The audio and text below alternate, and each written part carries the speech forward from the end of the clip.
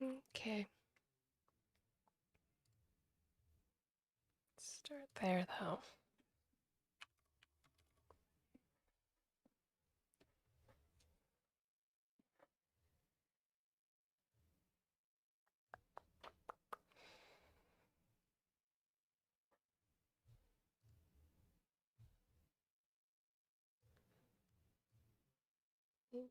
Down here. You over there. You over there.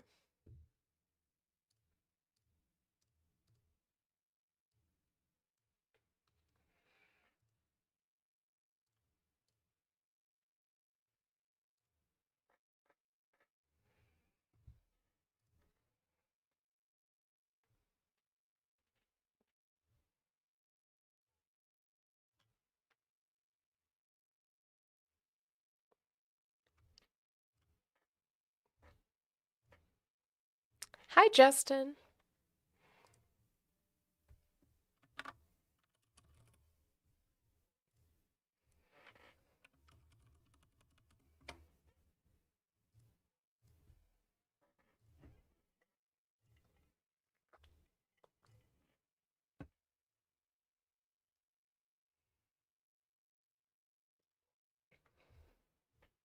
Good morning.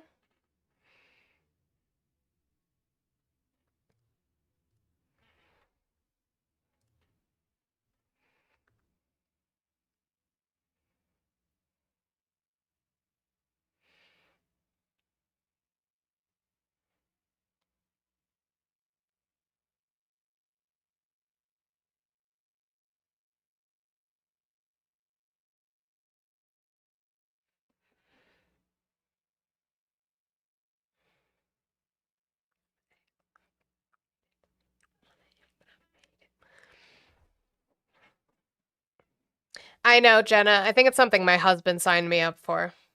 That's why I have the paid partnership thing.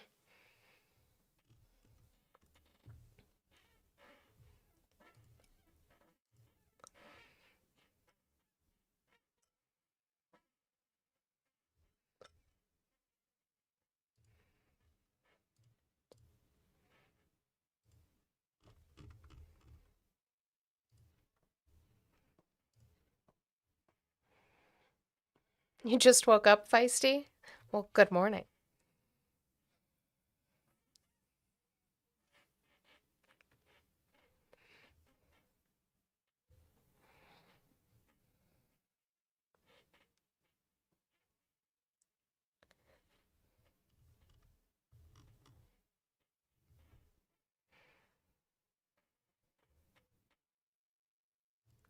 Good morning.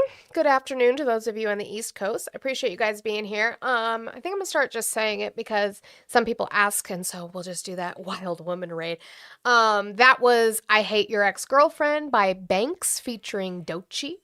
So if you guys want to listen to that song, you can find it. I love Banks. I've loved Banks for years. She's pregnant, so she's going to be working on new music, but I doubt that she'll be touring anytime soon.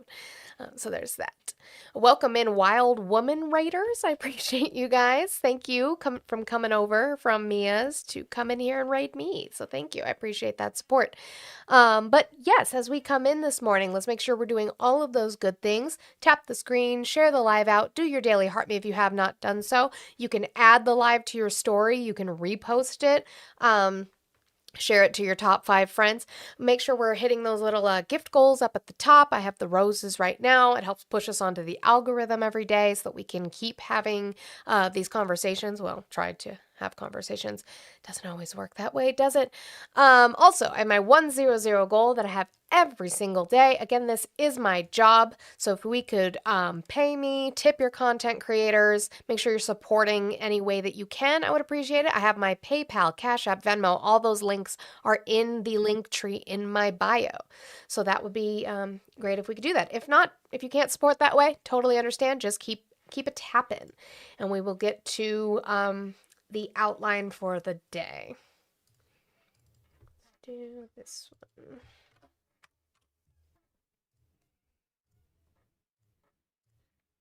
Bring up work wife. Hello. Hello. Hello, Poppet. Hello, puppet. Okay, let's see. Puppet a poopy. That on. Guys, also remember I am multi-streaming on YouTube and Twitch. Guys, I see my loyal who like to be in the mess of things followers over there on YouTube. Thank you guys for being there. Remember, you can go over there and you can subscribe for free, or you can do memberships as well. There are super chats, all sorts of fun things over there. I'm also on Twitch. Hi, a wild Yami. I see you over there. My loyal ones who like the calm space, which is Twitch over there. I appreciate all of that. You can follow for free or you can subscribe. Don't forget, you can subscribe with Prime. You can get a free month of subscription if you already pay for Prime over there on Twitch. And there are bits and other things you can do over there. So thank you guys so much for your support. It's Friday. Yay. I'm excited that it's Friday. I'm ready for the weekend. It's been warm here. It's been in the 80s like all week, which is very, very unusual for Colorado in March. We usually get our big snowstorms in March, so we'll see what the summer looks like, because that's going to be a thing. Thank you, Trademark, for the bits, the 200 bits. I see you over there. Oh my god, what is this? My god, Sparky, thank you for the 40 over on PayPal. Sparky said services rendered. I'm scared to find out what services I rendered that you paid me for, but I do. I appreciate it, guys. That brings us down to 60 for this Friday. I did open the phone lines up. Remember, YouTube haters. Yeah, make sure we're putting W Sparkies in the chat. For the YouTube hate watchers who love to hate me, you can absolutely call in and have a conversation about why you are still supporting Trump, or on a topic that I'm talking about in regards to the outline, but you will do so based off of factual information and not your feelings. Again, I'm not trying to be condescending. Maybe you have information I don't have, but you're going to give it to me in a statistical format that is proven, some sort of committee report, not something that is a press release or something that came out of Trump's mouth. That's not how we're going to do that. So, okay. Do these smaller sections probably. But let's start off by rage baiting them, shall we? Let's rage bait them with a couple things on polling. This one is just to prove you all are in a cult. You're in a cult. We get to have two lovely videos of our favorite golden retriever, Red Bull golden retriever, Harry Enton. In this first one, he's just going to prove to us that MAGA's in a cult. You guys cannot critically think, which we proved that yesterday too with Nick Shirley, but you guys cannot critically think. You guys cannot critique him. You are just going to follow this man until your own demise while he rakes in the dough. That's what you're going to do. Let me make sure I've fixed the political sources so we don't have random things coming up. Okay, fixed. There we go. Harry Enton. Yeah, you know, sometimes you look at the polling data and there are numbers that just jump off the screen at you, and this is one of those. Because just take a look here. MAGA GOP view of Trump. Approve 100%. 100%. If you are a member of MAGA and the GOP, you approve of Donald John Trump. 0% say that. Are you guys okay? What does he have over you? Did he, like, find out you guys like to take it up the butt?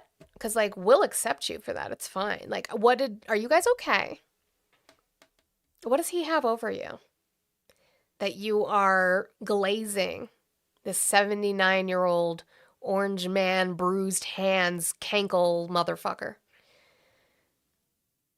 They disapprove. You don't have to be a mathematical genius to know you can't go higher than 100%. He is the 1972 Miami Dolphins. Now, there are some Republicans who disapprove of Donald John Trump, but they are not members of the Make America Great Again movement. The bottom line is this. If you are a member of MAGA, you approve of Donald Trump. It's interesting, though, because there have been a couple prominent people who have sort of come out online, and they're very mad about this war with Iran because he promised no new wars. Is there any sign that people might be leaving MAGA relative to 2024? Yeah, okay. So, I've said it before, and, the theme of this segment is Tucker Carlson be darned.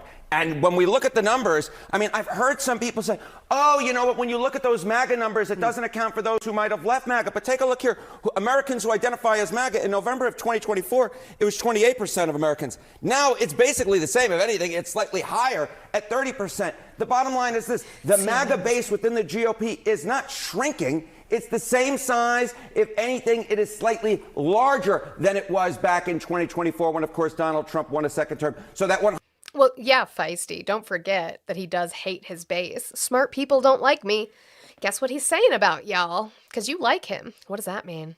100% that Donald Trump has approval among MAGA GOP. That is not an artifact of MAGA shrinking. It's just an indication of how strong Donald Trump's grip is on that MAGA base. And so I guess it begs the questions what's happening with inside the GOP and if there are any splits there, because with those kind of numbers, they're going to want to retain that, right? So they can retain their seats. Yes. And you know what we're talking about, we mentioned Iran in the intro of this segment, GOP on U.S. military action in Iran. Look at this. In MAGA, it's 90% approval. It's 90% approval, just 5% disapproval.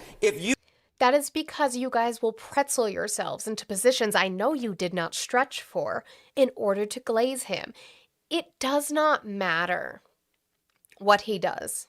It does not matter how he lies to you. It does not matter what he goes back on, what he contradicts himself with in the span of one press conference. You will keep supporting him because it is a cult of personality. It is not about policy. It is not about what you think is going to be best for the nation. I know, because I ask you guys policy and I ask you to have knowledge on it and I ask you to critique it, and you guys don't. It just is about Trump said it. I like Trump. I didn't, Audie. I'll have to go back and listen. I was not in your live last night. It's not rally. It's not policy at all. Not policy that you have any knowledge on.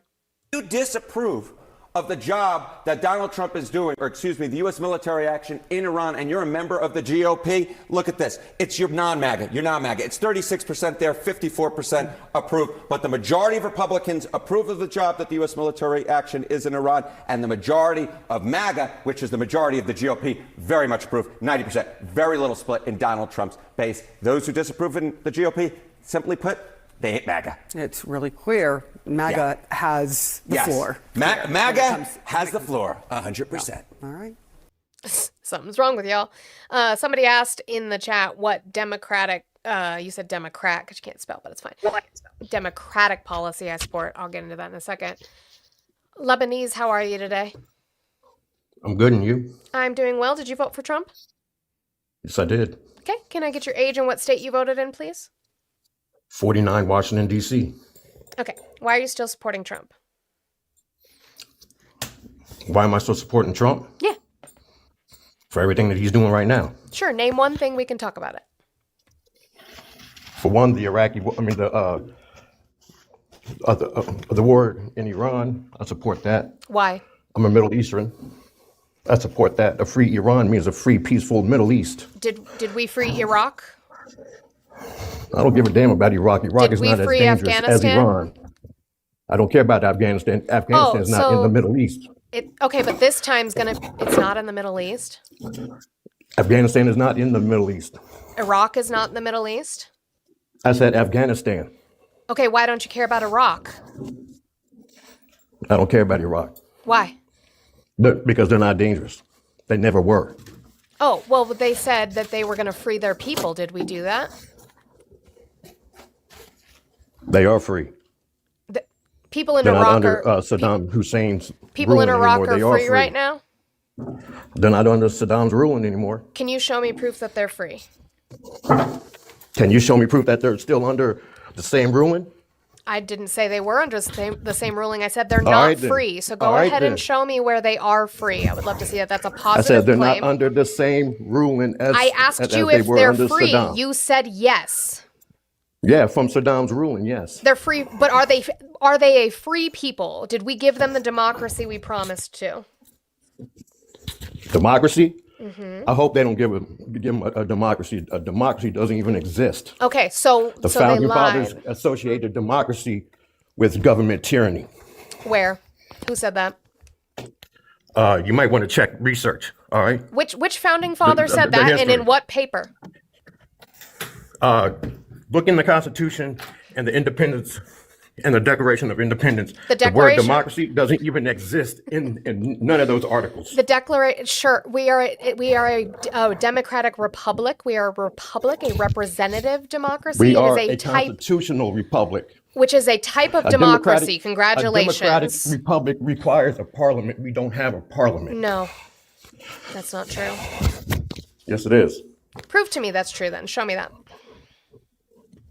Because you Why don't haven't you do your proved research, shit. lady? You just say it's your Why don't you do research. It's your lady, claim. since you think you know It's everything. your Do research. It's your You claim. retard. Oh, there's the slur. Poor guy. You're retard. Yeah, sweetie pie. It's okay.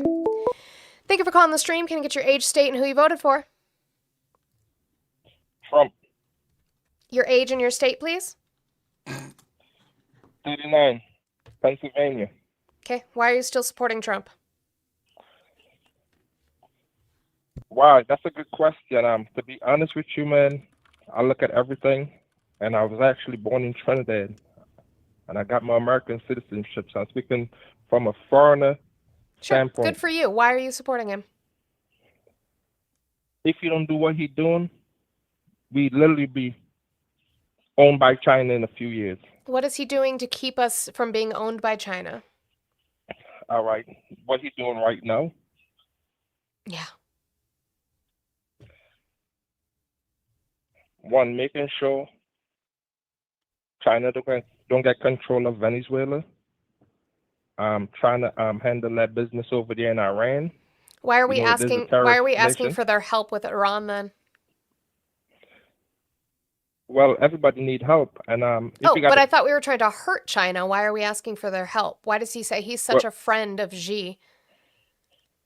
well, it's just to show you he's a president that's still willing to entertain certain situations with other nations that's against us, because clearly China is against America. I thought we were but fighting they're not China. I as thought we're aggressive keeping as Iran. China. I thought we're keeping ourselves from being owned by China. Why would he play games with them? Wouldn't you just keep going against them then? Well, I would say it's a strategic move to have control, because you know America is about control. And that's a good thing for us. Why? As an American, yes, it's good for our economy. Absolutely. How? What is he doing that's Because, good for our economy? Because it's America first. What policy is America first? Say it again.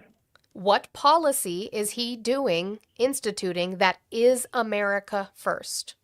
Okay, well, I'm not too familiar with all the policies. I'm just Oh, so going you off just of believe the what I words. see. Sure, you just believe the words Not- he not- says and not his actions. no, not just the words, but looking at how things is playing out.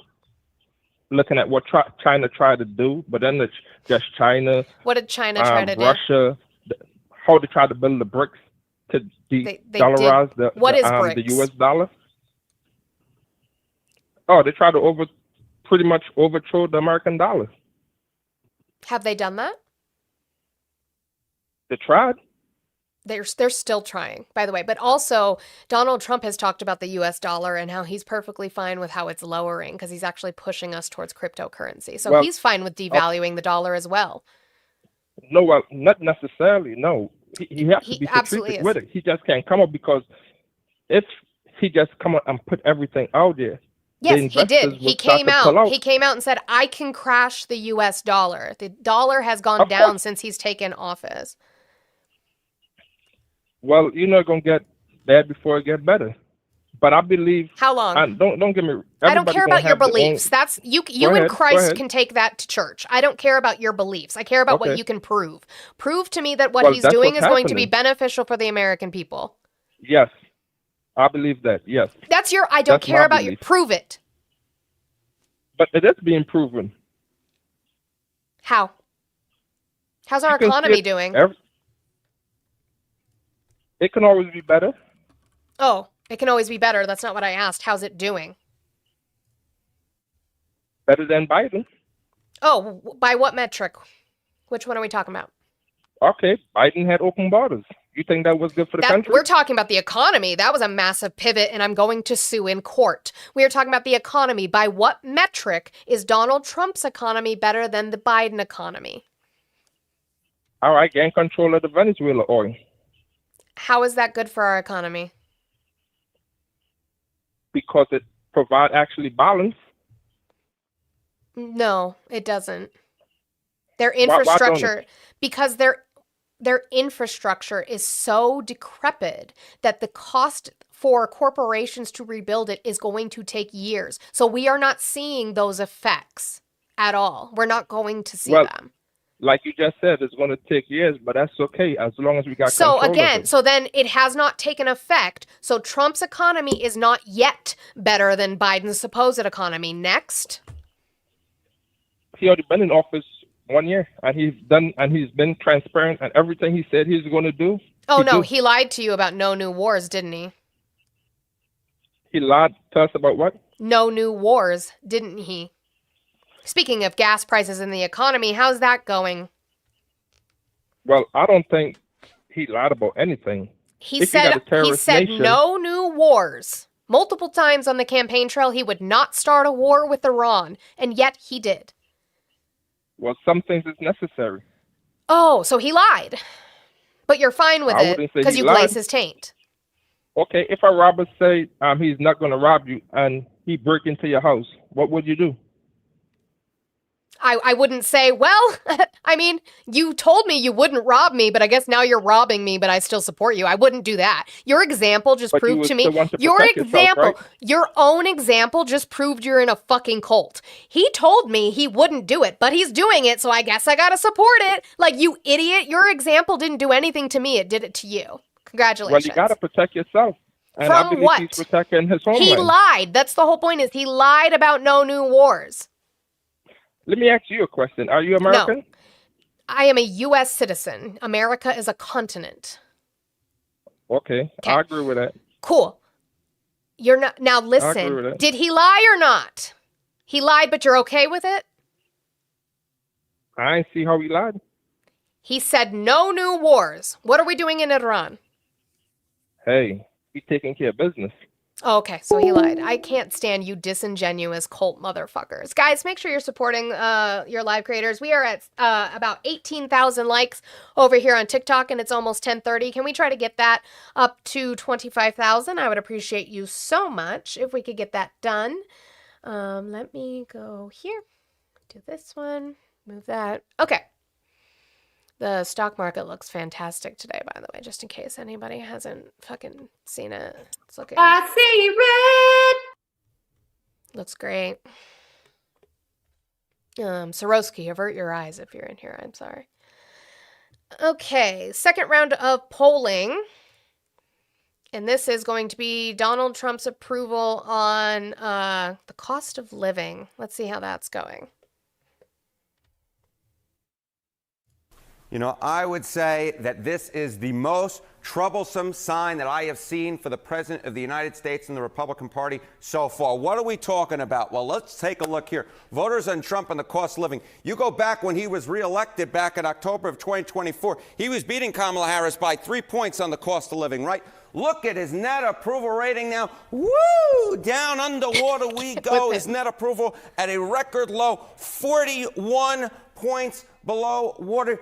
You can't win when you're at 41 points below water on the cost of living. Kamala Harris couldn't win. The Democratic Party couldn't win. And I'm here to tell you that there's a better chance that I root for the New York Yankees than Donald Trump and the Republican Party winning when he's 41 points below water. This was March 12th to March 16th. We could see even more, gas prices rise and prices go up in the coming days and weeks with the Iran war. So this number could get even worse.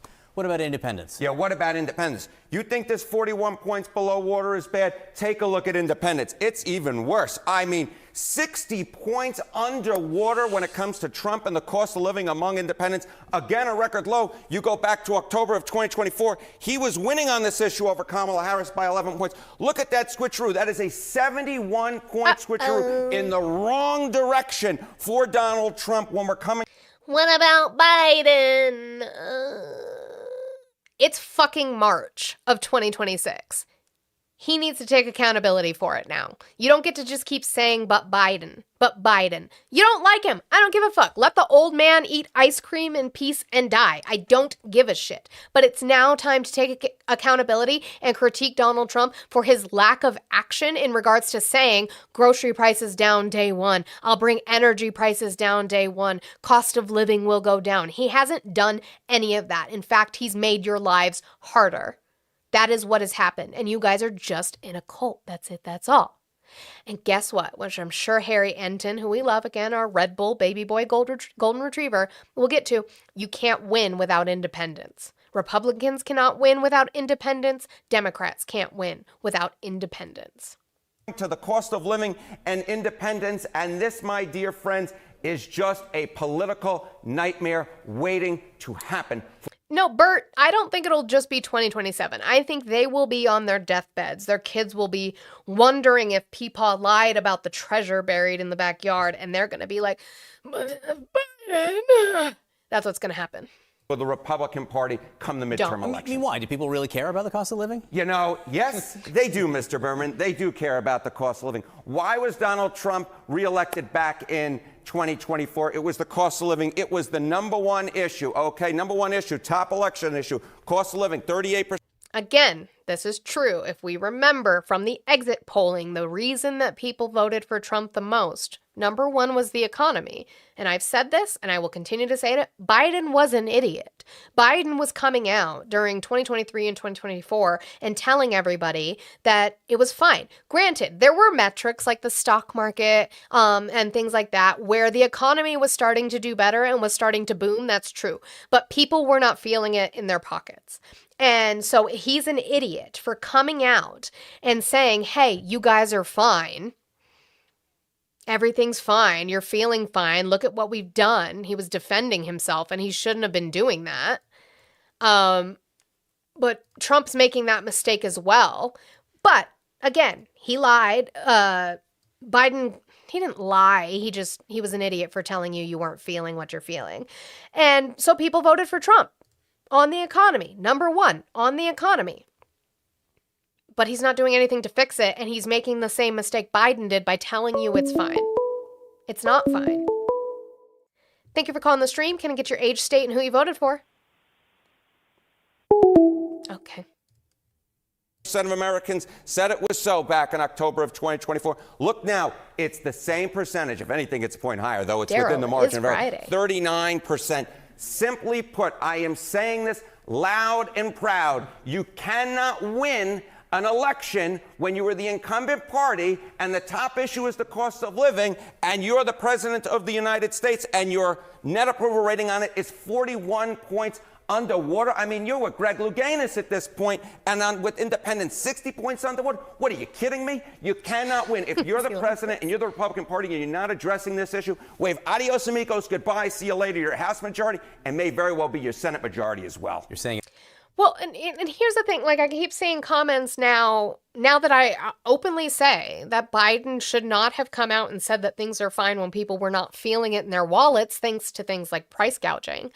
You guys are in the YouTube chat specifically saying, well, both sides lie, both sides lie. Okay, about certain things, and some things that they lie about are more important than others. But why can't you critique Trump the same way? When I say that Biden lied about it, you guys are like, yeah, Biden, he sucks. Cool. I agree.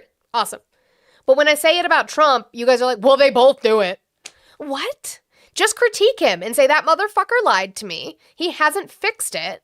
And he needs to fix it, or he needs to admit it. Because the problem is, the reason he won't come out and say this and say there's things we need to work on is because he knows that that means having to admit that they have not done what they're supposed to. He does not like to admit that there's things they need to work on. All of his speeches are about, we've done the best. This is the best economy. I'm the best president. They say this is the best. Not anything about this is what we need to work on.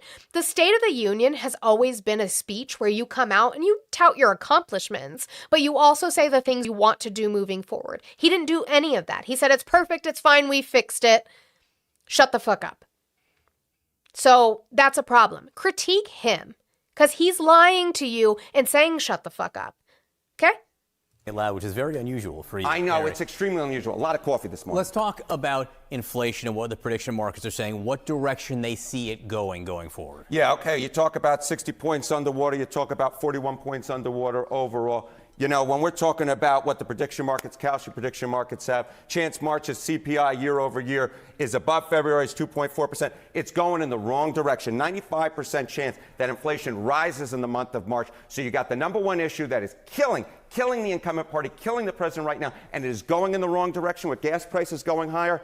Just, you know, I'm just going to lay back on my Yiddish. Oy vey.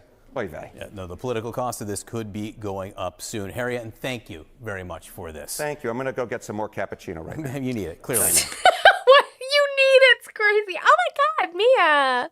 Thank you. At least it went on my head this time. And guys, W Mia. You got chicks on your head. I did have chicks on my head. That's exactly where I like them. Smother me, mommy. Anyway. So from there, Don't tell me. do I have? I do. Okay. So we'll move from that polling, since we were talking about cost of living, we'll move to the economy. And we're going to listen to JD Vance try to make you guys feel better, because this is their talking point. The talking point is short-term pain for long-term gain. I wish I had the clip. I don't have it today. But there is a clip of him at the same speech rally, whatever the fuck you want to call it.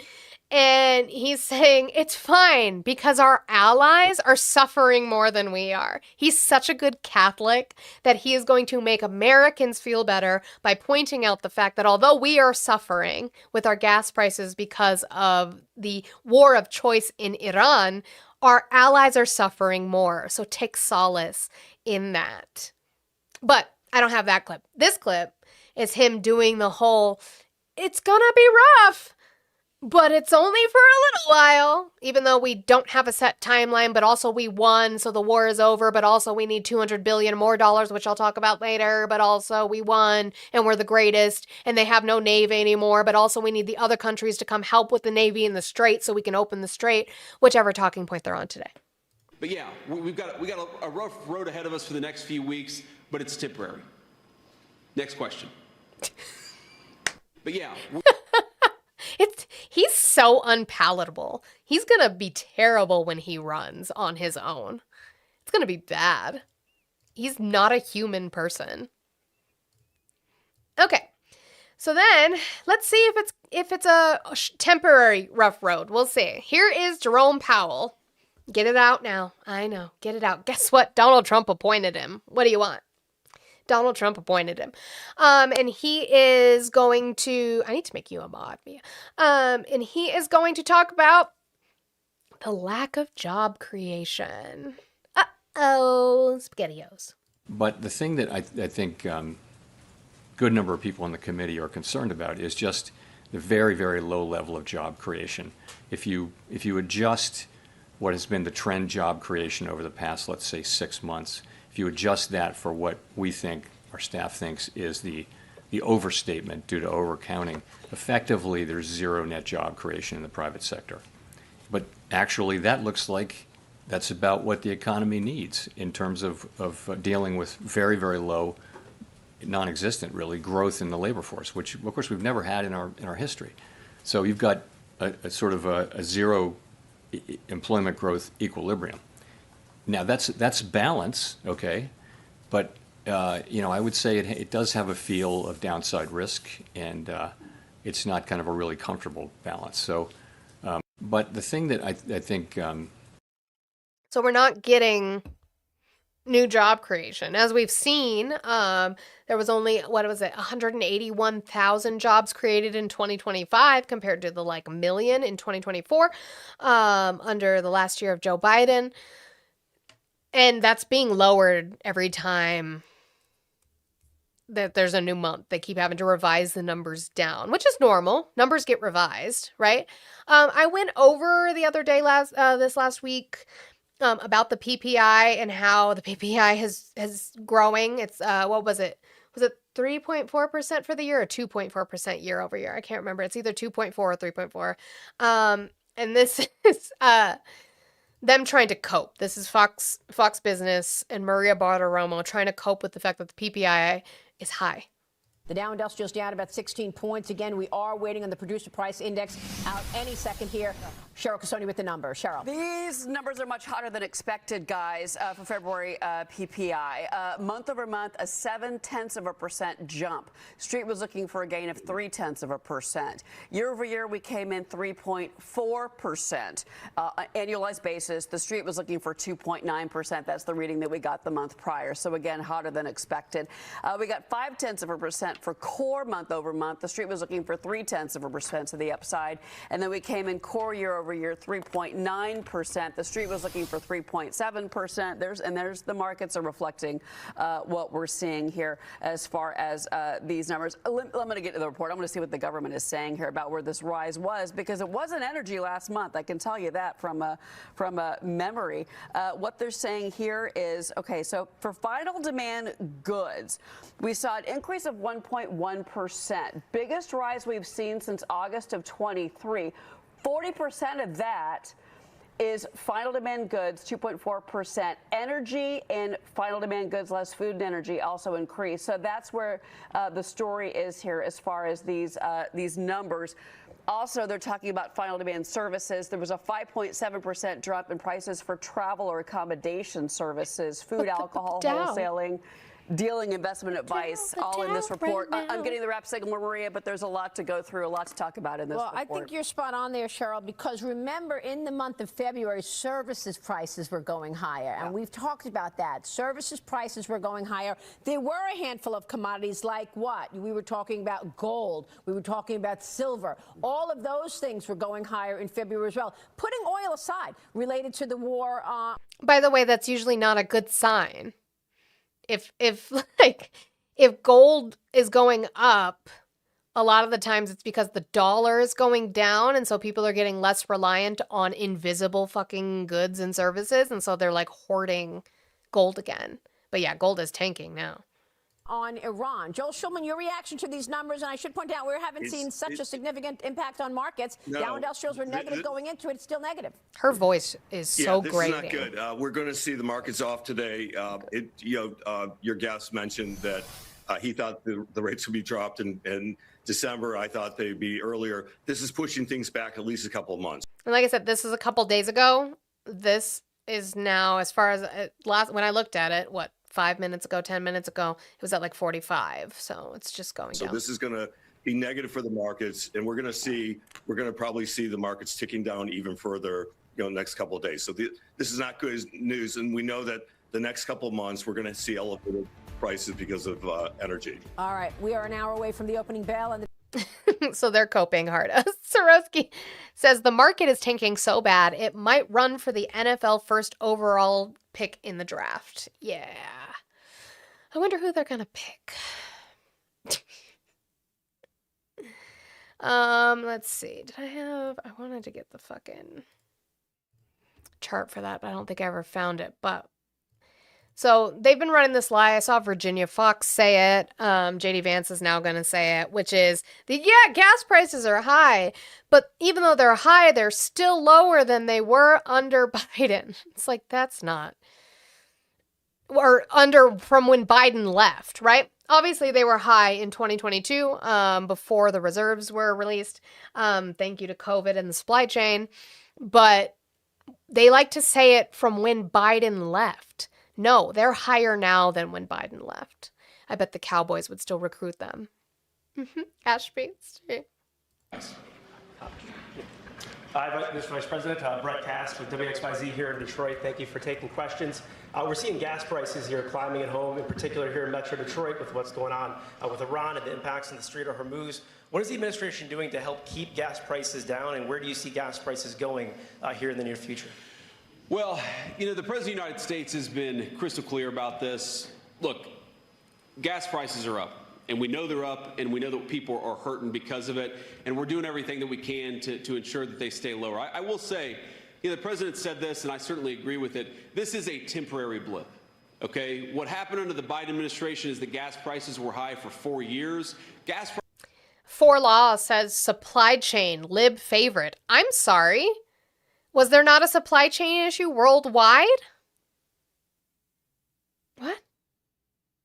Prices are higher right now, and frankly, they're not even as high as they were during certain parts of the Biden administration because of what's going on in the Middle East. It's not going to last forever. We're going to take care of business. We're going to come back home, and when that happens, you're going to see energy prices come back down to reality. But in the meantime, we got a problem. We know that we have a problem. We're doing everything that we can to address it. You're not, because your president started a war in Iran. They're not. Yeah, also that. It's not giving Biden an excuse. I don't blame Trump for COVID. I've said this multiple times. I can critique him on his handling of it, but I don't blame him. Why would I blame him? He had nothing to do with that. It would have been whatever president was in at the time. COVID happened. That shit sucks. It lasted longer than Trump. It went into Biden's administration. That's just true. They were, Kyle. We hit in, I have the EIA, under the Biden administration in about 2022, because that was going to be when we had the highest, right? Our averages hit as high as like 4.9. Again, averages. I'm sure that there were places that were higher locally, right? But so 2022, and we were hitting like $4. That was happening. Obviously, we don't have the numbers yet here. But the average lies. But so they did hit high under the Biden administration. That did happen. I don't have any problem admitting that because I understand why. But my woke stats. I know my woke stats that even go against Biden. Oh no. But again, that was not something necessarily in his control. Also, actually, you can put a little bit of blame on the gas prices with COVID for Trump in the sense that he did the OPEC plus 2020 deal. We've talked about this before. Again, Trump had to do a deal.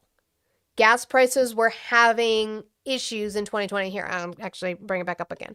In 2020, right, the gas prices were like low because people were home. Okay. Oh, wait, why am I way over there? Come back, 2020. Sorry. Right here, right? We went into lockdown, okay, in March. Gas prices started going down to a ridiculous point that they're like, we're not making any money. And he was like, okay, I got to do a deal. So I don't fault Donald Trump for doing a deal. I fault how long he did it for. The deal was that OPEC would produce 10 billion barrels a day less than they usually do. Okay, cool. Again, gas prices were really low, and you can't have that completely with the economy. That stagnates the economy. They have to make money. Money has to flow. But he did it for 2 years instead of 6 months. Million, sorry. I don't know why I said billion. Chris, thank you. 10 million barrels a day. I'm just increasing it as we go. I'm just doing the Donald Trump. We just increase the number as we go. How much does the ballroom cost now? 10 million barrels of oil a day reduction in their production, okay? But he did it for 2 years instead of 6 months. Or less. Like, he probably should have done 6 months and been like, we'll come back to the table and see what it looks like. But he did it for 2 years, which goes into Biden's economy, where we were already having supply chain issues on top of a lack of production. That becomes a problem, which is why Joe Biden released the oil reserves. We sold them, and then we bought them back cheaper. It's why Donald Trump is going into the oil reserves. The difference is this was not in Biden's control, whereas the war in Iran is in Trump's control. He started it. That's why we're here. Let's talk to a Trump voter, shall we? He drives trucks. So we'll talk to him. Scrappy, you need to chill. He didn't pull us out of NATO because he can't. We talked about this not yesterday, but the day before. I showed you within the law where he's not allowed to unilaterally pull us out of NATO. He has to have Senate approval, 2/3 of Senate, to be able to do that per the law. At least once every. Guys, also while we're sitting here, we are at 33,000, almost 34,000 likes, 172 of you over here on TikTok. Keep tapping that screen. Like I said, I like to hit 50,000. What is that? Oh, my power ballot. Sorry. I like to hit 50,000 before we hit 11 a.m. Mountain time. So we hit the top of the hour, and I like to hit 100,000 before the end of my stream, which is at 12 Mountain time. So I'd appreciate if you guys would do that for me. I have 60 left in my goal. All of those pay links are in the link tree in my bio. That's PayPal, Cash App, Venmo. If you could help me get that knocked out, that would be great. Even if 60 of you sent $1, we start a dollar train, we'd be well on our way to completing that for this Friday. Remember, this is my job. Support your content creators. Do it. Do it. Do it. All right. Day. If I'm on E, it's about 207 every day right now. Yeah, it's pretty crazy. I went from 140 a day to 207 a day. At least once. So he voted for Trump. His diesel prices have increased because of this war with Iran. You guys keep saying we have a lot of oil. That's not the oil we use. For diesel, yeah. He said 140 to 207, which is insane. But it's fine. That guy's wrong, because this Republican senator is just going to call it a blip, a hiccup. It's fine. Everything's fine, guys. Don't believe your lying eyes. Right. Well, you certainly are right that input costs are a significant challenge to American farmers right now. They went up 50% under Joe Biden. There's a hiccup. Yeah, fertilizer prices very much dependent upon the cost of natural gas. So the good news is in America right now that natural gas has only went up about 10%, as opposed to in Europe it's went up 50%. Why? Right. So again, we're doing the whole, it's fine. It's only gone up 10% for us, but it's gone up 50% for Europe. What? So it's gone up for us. Stop pointing fingers everywhere else but here. They want to show how it's worse in other places, so people are grateful for it. Blue Canary, I know that there are different types of oil. I'm aware. And even then, ask people about the key lime pie line, please. No, do not. No. I ain't talking about no fucking Canadian fucking petroleum stupid oil. Tar sands. Yeah, thank you. Same shit. So Chris Wright is the Secretary of Energy, and he's going to be asked by Kristen Welker, should Americans prepare for $200 per barrel oil? Actually, crude oil per barrel. Let's see what it is. I haven't looked today.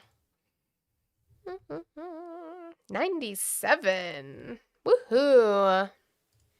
All right. Should we be prepared for $200 a barrel oil? Is what she's asking him, which he's going to answer, right? Yeah. Thank you, Law. We have Sweet Light. Companies sell that and import and refine sour crude. They make more money that way. If you guys don't know Mr. Global, you should probably find and follow Mr. Global. His information about it is fantastic. The price of a barrel of oil closed above $103 on Friday, and the Iranians are warning of prices hitting $200 a barrel. Mr. Secretary, should Americans be bracing for, should they be worried that this war will actually drive the price of oil above $200 a barrel? So Iran for 47 years has called the United States the Great Satan.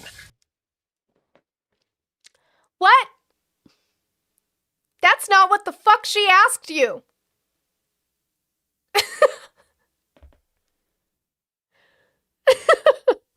Let's do that again, shall we? This war will actually drive the price of oil above $200 a barrel. So Iran for 47 years has called the United States the Great Satan. So because they call us the great Satan, I don't think we are the great Satan. In fact, clearly we're not. So I don't listen much to Iranian projections of what's going to happen. So that's a but no? There is disruptions of that a flow no? in a very important waterway. I would pay no attention to what Iran says, but there is a lot of energy that flows through the Straits of Hormuz. And depending upon the timing and the manner in which this conflict comes to an end. Which, why do they keep pluralizing it? Trump and Chris Wright did that. The Straits of Hormuz. It's the Strait. It's because they don't know. Well, yeah. Don't know. Point it out on a map. Yep. But yeah, so, and I mean, the context is she is asking in regards to, I played it, the man who was speaking Farsi that I had fucked up on, with the amazing fucking mustache, who said that we should prepare for $200 a barrel oil because they don't give up. They will dig in and they will keep fighting. But he could just answer no, that he doesn't think we should be prepared for that. He just doesn't want to get caught in a lie.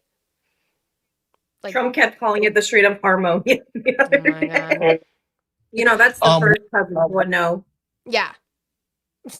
We're going to see some elevated pricing until we get there. Where it's going to go, we have done many, many actions to mitigate that price rise. So he's not going to say no because prices are going to keep rising, and he can't guarantee that it won't be to that amount, to $200 a barrel. Thank you, Juicy Juice Godfrey, for the dollar train choo-choo. I appreciate you guys. Make sure we're doing W Juicy Juice Godfrey, and you still have a kick. I don't think you've pulled the trigger on that kick, so that is still there. It will be there for as long as we need it to be there. No worries about that. It will be there for you. So thank you. I can't give you a straight answer about what, Scrappy. I didn't see what you asked. But also, we're not going to help Iran, but we're also going to help Iran. We're starting a war with them, but also they can have their money. Who's Jenna? I don't know who that bitch is. Iran, some people are saying, look, how do you justify Iran monetizing oil during this conflict? Okay, so she's asking directly, so let me give the context, which is that they are going to... Okay, let's go back in time. Donald Trump said the JCPOA was a terrible fucking deal. He said it was a terrible deal. I think he just didn't like that that Obama did it, because, you know, he has a weird obsession with Obama. But he pulled us out of the JCPOA, and when we did that, actually, Iran was still following the JCPOA through the IAEA for quite a while until we put the sanctions back on, which is what Trump wanted to do, is he put the sanctions back on Iranian oil. But now we're attacking Iran and we're lifting the oil sanctions so that they can sell. They have about, I think it's like 20 or 30 ships of oil that's already refined, ready to sell. And we are removing the sanctions so they can sell it to relieve gas prices from a war that they started against Iran. If we're trying to take down Iran and hurt it, why would we fucking remove the oil sanctions he so desperately wanted to put on them? Iran, some people are saying, look, how do you justify Iran monetizing oil during this conflict? Thank you, Peabody. Yeah, well, this is a very short-term period. That oil was going to be monetized anyway. Again, it was just waiting in a line to unload in China. So that oil would have been monetized other ways. But the action against Iran right now is to just pummel their military capabilities. For 47 years, they've terrorized their neighbors. They've had multiple attempts to block the flow of oil through the Straits of Hormuz before. They have been a geopolitical influence that has driven up the price of energy through my entire adult life. So we're letting them sell their oil. Why? They're so bad. They are so bad. They've been blocking the strait, making it difficult, and we're letting them sell their oil and get more money. Why? And we just did not want to kick that can down the road to one more administration, because Iran spends almost all its oil and gas money on armaments, you know, conventional armaments surrounding a nuclear program. So we're going to let them sell it to China with no sanctions to give them money for armaments. What? Like, you cannot have a nuclear-armed Iran. They would be able to put pressure whenever they want, wherever they want, if they had nuclear weapons and a massive nuclear arsenal. So this president has had the bold leadership, and our military every day, every hour of every day, is degrading their ability to terrorize their neighbors, threaten Americans, and the infrastructure to build the next round of armaments. This is it's a rough conflict to go through, but it is very, very necessary.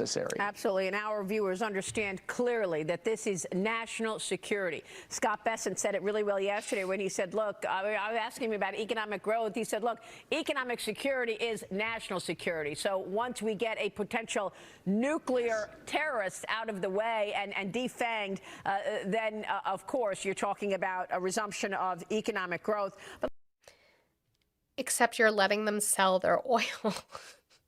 So you are allowing them access to more money. Jesus Christ. You guys are unwell. Okay.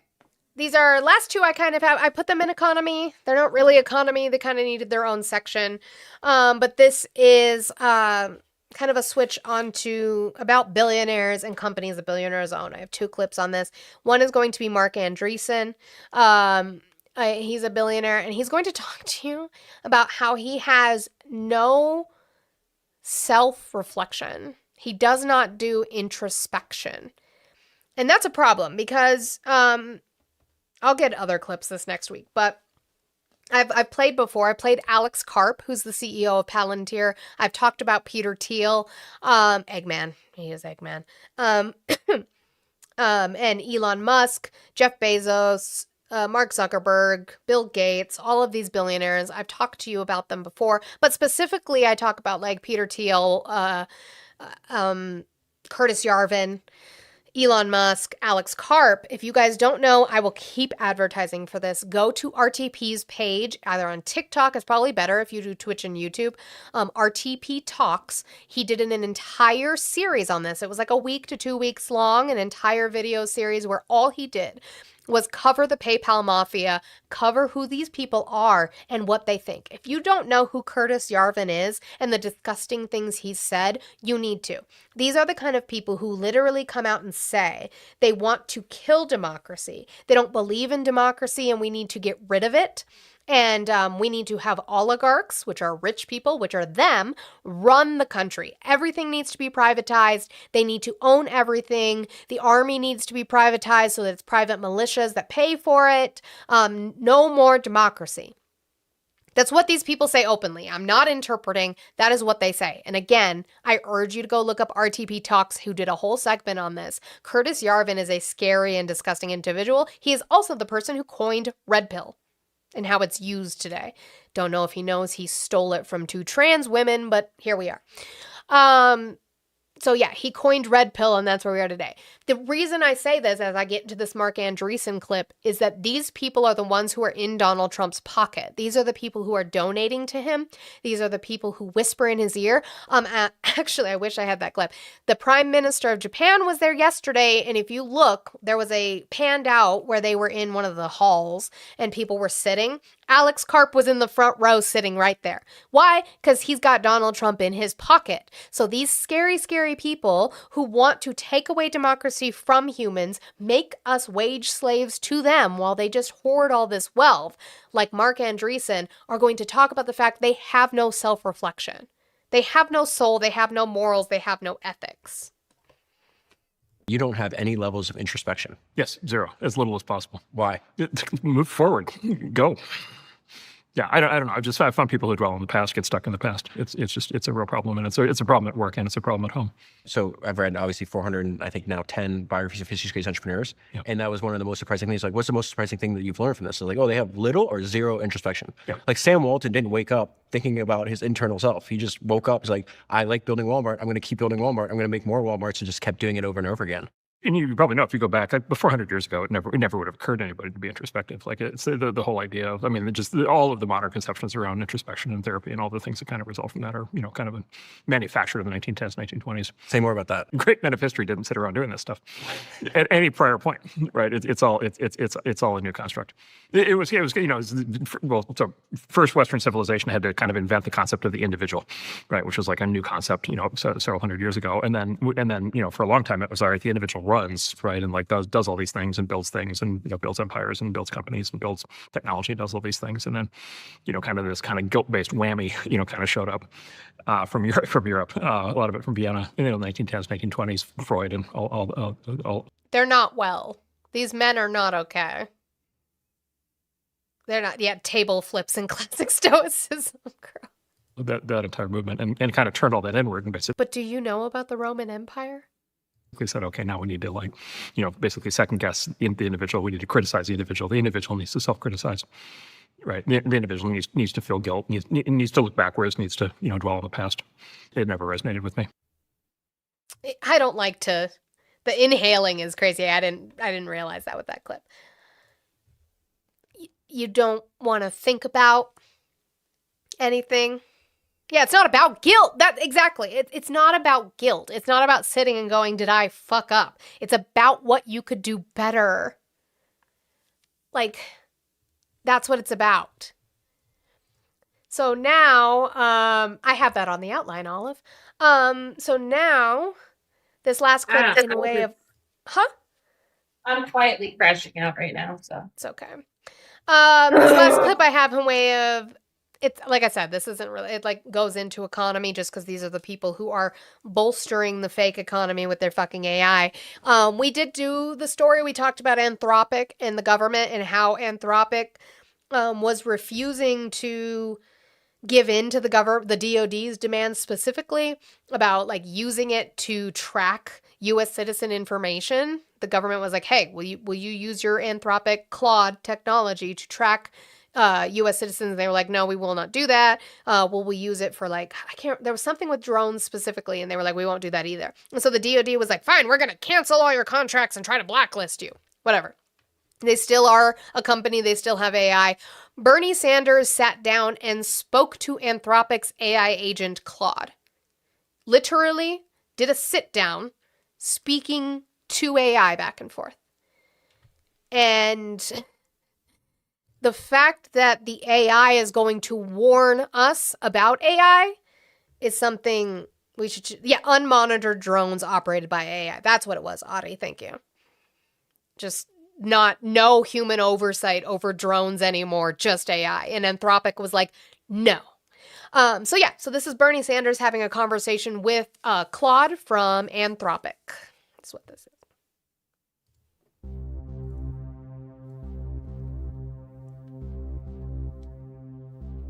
Claude, this is Senator Bernie Sanders. I have been taking a hard look at how AI impacts American society in terms of economics and job loss, in terms of... Sorry, I didn't mean to. Yeah, Skynet, crazy. But real quick interruption before, because this is about a 3-minute, almost 4-minute video, guys. We're at 42,000 likes. I really wanted us to get to 50,000 likes at the top of the hour. So if you tappers could get tapping, I would appreciate you so much. I know it gets difficult. I know you need to take breaks for your fingers, but I promise that the benefits from the muscles that you get and your dexterity, your partners will thank you for. So if you guys can make sure you do that, I would appreciate it so much. And remember, I have 5-9 left in my goal. If we could try to get that accomplished today, I have 1 more hour here, and that would be great. Yeah, Audie, I have the same philosophy. You need to get the dexterity in your fingers for your partner, just like you need to learn to roll your R's for your partner. Iran, I know they hate that, but my partners love it. How much to drop the host? the mental health of our kids, in terms of what it will do to the political process. What I want to talk to you about is another issue, and that is the impact of AI on privacy. I want to know, among other things, just how much of the information that AI collects is being used, and what would surprise the American people in terms of knowing how that information is collected? Yeah, that's the thing that would probably shock most Americans. Companies are collecting data from everywhere. Your browsing history, your location, what you buy, what you search for, even how long you pause on a web page. Then they're feeding all of that into AI systems that create incredibly detailed profiles about you. What would surprise people is how little they actually consented to and how little they understand about it. Most people click agree on terms of service without reading them, and they have That's no true. idea that their data is being combined with thousands of other data points to build a picture of who they are. And then that AI uses those profiles to decide what ads you see, what prices you're shown, even what information gets prioritized in your social media feed. It's all happening in the background, invisible and largely unregulated. I mean, I think most Americans would know the answer to this, but why is all of this information? Audrey, you are one of the only people who read the terms of service, and as you are my boss, I appreciate when you do so, and I appreciate when you give me the rundowns in your Discord. Makes my life a lot easier, and I appreciate you for going through the shit and reading all of that to make it easier for me. I definitely do. I appreciate that so much. By the way, Hood over on the YouTube chat, you're saying, does that mean I should vote Democratic? Is that what you're... No, that's not what I'm saying. I'm asking you to actually look at real policy that people are running on from your local to your federal level. I'm asking you to critique them. I'm asking you to ask them, how are you going to be able to get this done? Because this has to be done legislatively. That's all I want, is for you to push for progressive policies. That doesn't mean that they're democratic. I want you to find people who are going to do the best for you and the American people as a whole. That's what I want, is just do the work. I don't care what the letter is next to their name. We have a two-party system, which sucks. I want to break that down. I would like to have ranked choice voting. But until then, we have to push for progressives who are going to break that system down, and we don't have that yet. Information being collected? What? I wasn't see? My AI is going off. She thought I was talking to Siri. I'm not talking to you, bitch. Okay.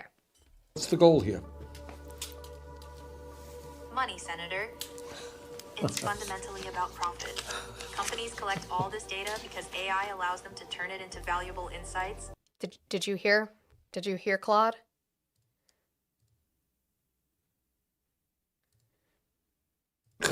Most Americans would know the answer to this, but why is all of this information being collected? What's the goal here? Money, Senator. It's fundamentally about profit. Companies collect all this data because AI allows them to turn it into valuable insights. They can predict what you'll buy, target you with ads that are more likely to work, charge different prices to different people based on what they know about you.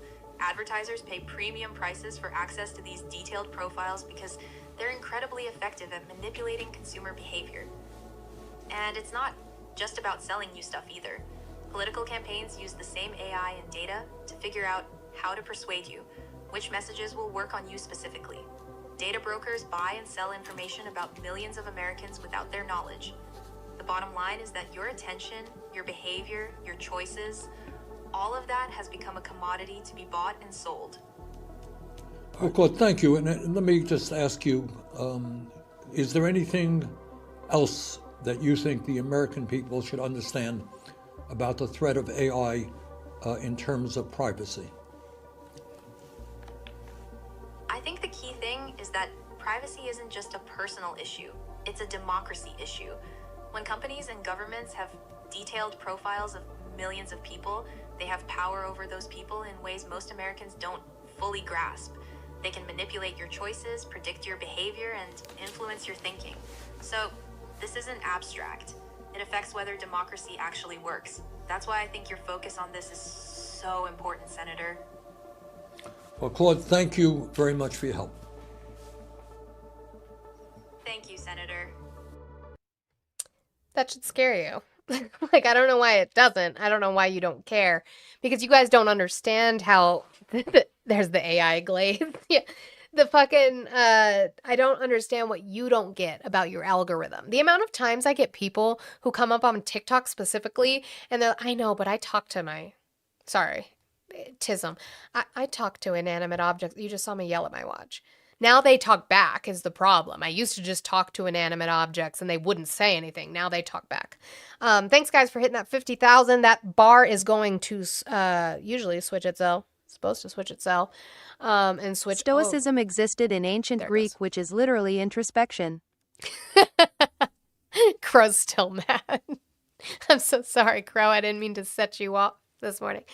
I am Iron Patriot. I have quite a few. I have those ones too, and these ones. I don't have shorts on, or I'd show you my mermaid, but I don't have shorts on.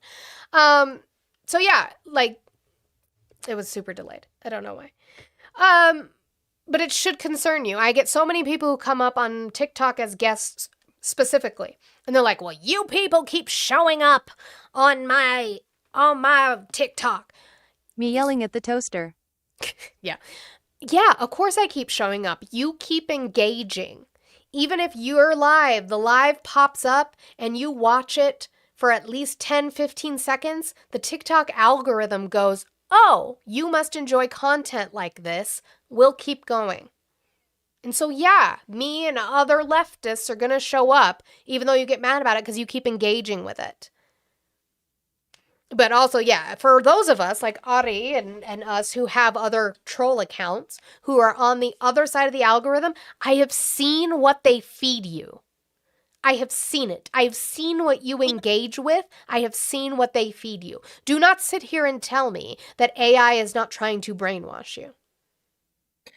And it's like, there is no literacy skills. There's no way, like, people don't educate themselves enough because they rely on stuff like AI to teach you these things. So basic researching skills is negative. And like, I don't inherently think AI is wrong. I use AI to do more deep dives in it, but I still verify the sources and read the actual sources. Like, it's a great tool, but with great tools, there's also bad things behind it. No different than the internet, no different than anything. It's something you guys have removed the self-accountability aspect of of everything, because even if your algorithm is trained a certain way to get you, you should be researching outside of that. The amount of people that me and Olive and other content creators speak to on TikTok, on YouTube, where you guys will be like, either tell me to research it myself, which just means you believe what you believe and never looked it up, or you look it up and use ChatGPT, or you use Google AI Overview, and you don't actually find the sources that they're listing. It is just a language model. It is just recognizing patterns, and you don't understand that. You take the accountability away and you say, well, it said this. That doesn't make it true until you source it. You have to learn how to research. You have to learn how to source. And AI has allowed you to remove your accountability of being a factually, like, smart person. That was a really unsmart way to say that sentence, but there's that. But I'm a human. I'm not AI. So I need you guys to understand that, and I need you guys to understand what that video specifically is talking about, is that these companies and the government don't give up savvy. There you go, Chris. That's a good word. That they don't give a fuck about you. They are in it for the profit. They are taking your data, they are taking your intellectual property, and they are making it about profit so they can sell it anywhere they want to each other, to other countries, to the government. And that should be an issue with you. The people that are so anti-government about wanting personal information, et cetera, are the largest people who don't read through terms and services and don't look deeper than what's on the surface level. That's these people. All right. On that note, guys, keep supporting the live. We're at 52,000 likes. Let's keep booping that up. Try to get that to 75,000 before we hit 11:30. That would be great. I'm going to move on to this small section on voting, and then I have Iran. Yay. Iran stuff. All right. This is I'm gonna rage bait on that right now, and it's not working. in regards to the Save America Act. J.D. Vance was asked, we saw a video from the rally earlier, but obviously he was taking questions. He's going to be asked about possible concern about the federal government interfering, right? Specifically about Donald Trump interfering. Because if Congress does this, that's fine. But if the president does this, that's an issue. And of course, Vance has heard about this and going to comment about it, right? There's a lot of concern and and it's loud, but it's mono audio. I'm only getting it in my left ear. So talk in Michigan right now ahead of this pivotal midterm election that the federal government might somehow intervene in the administration of the election here in this state.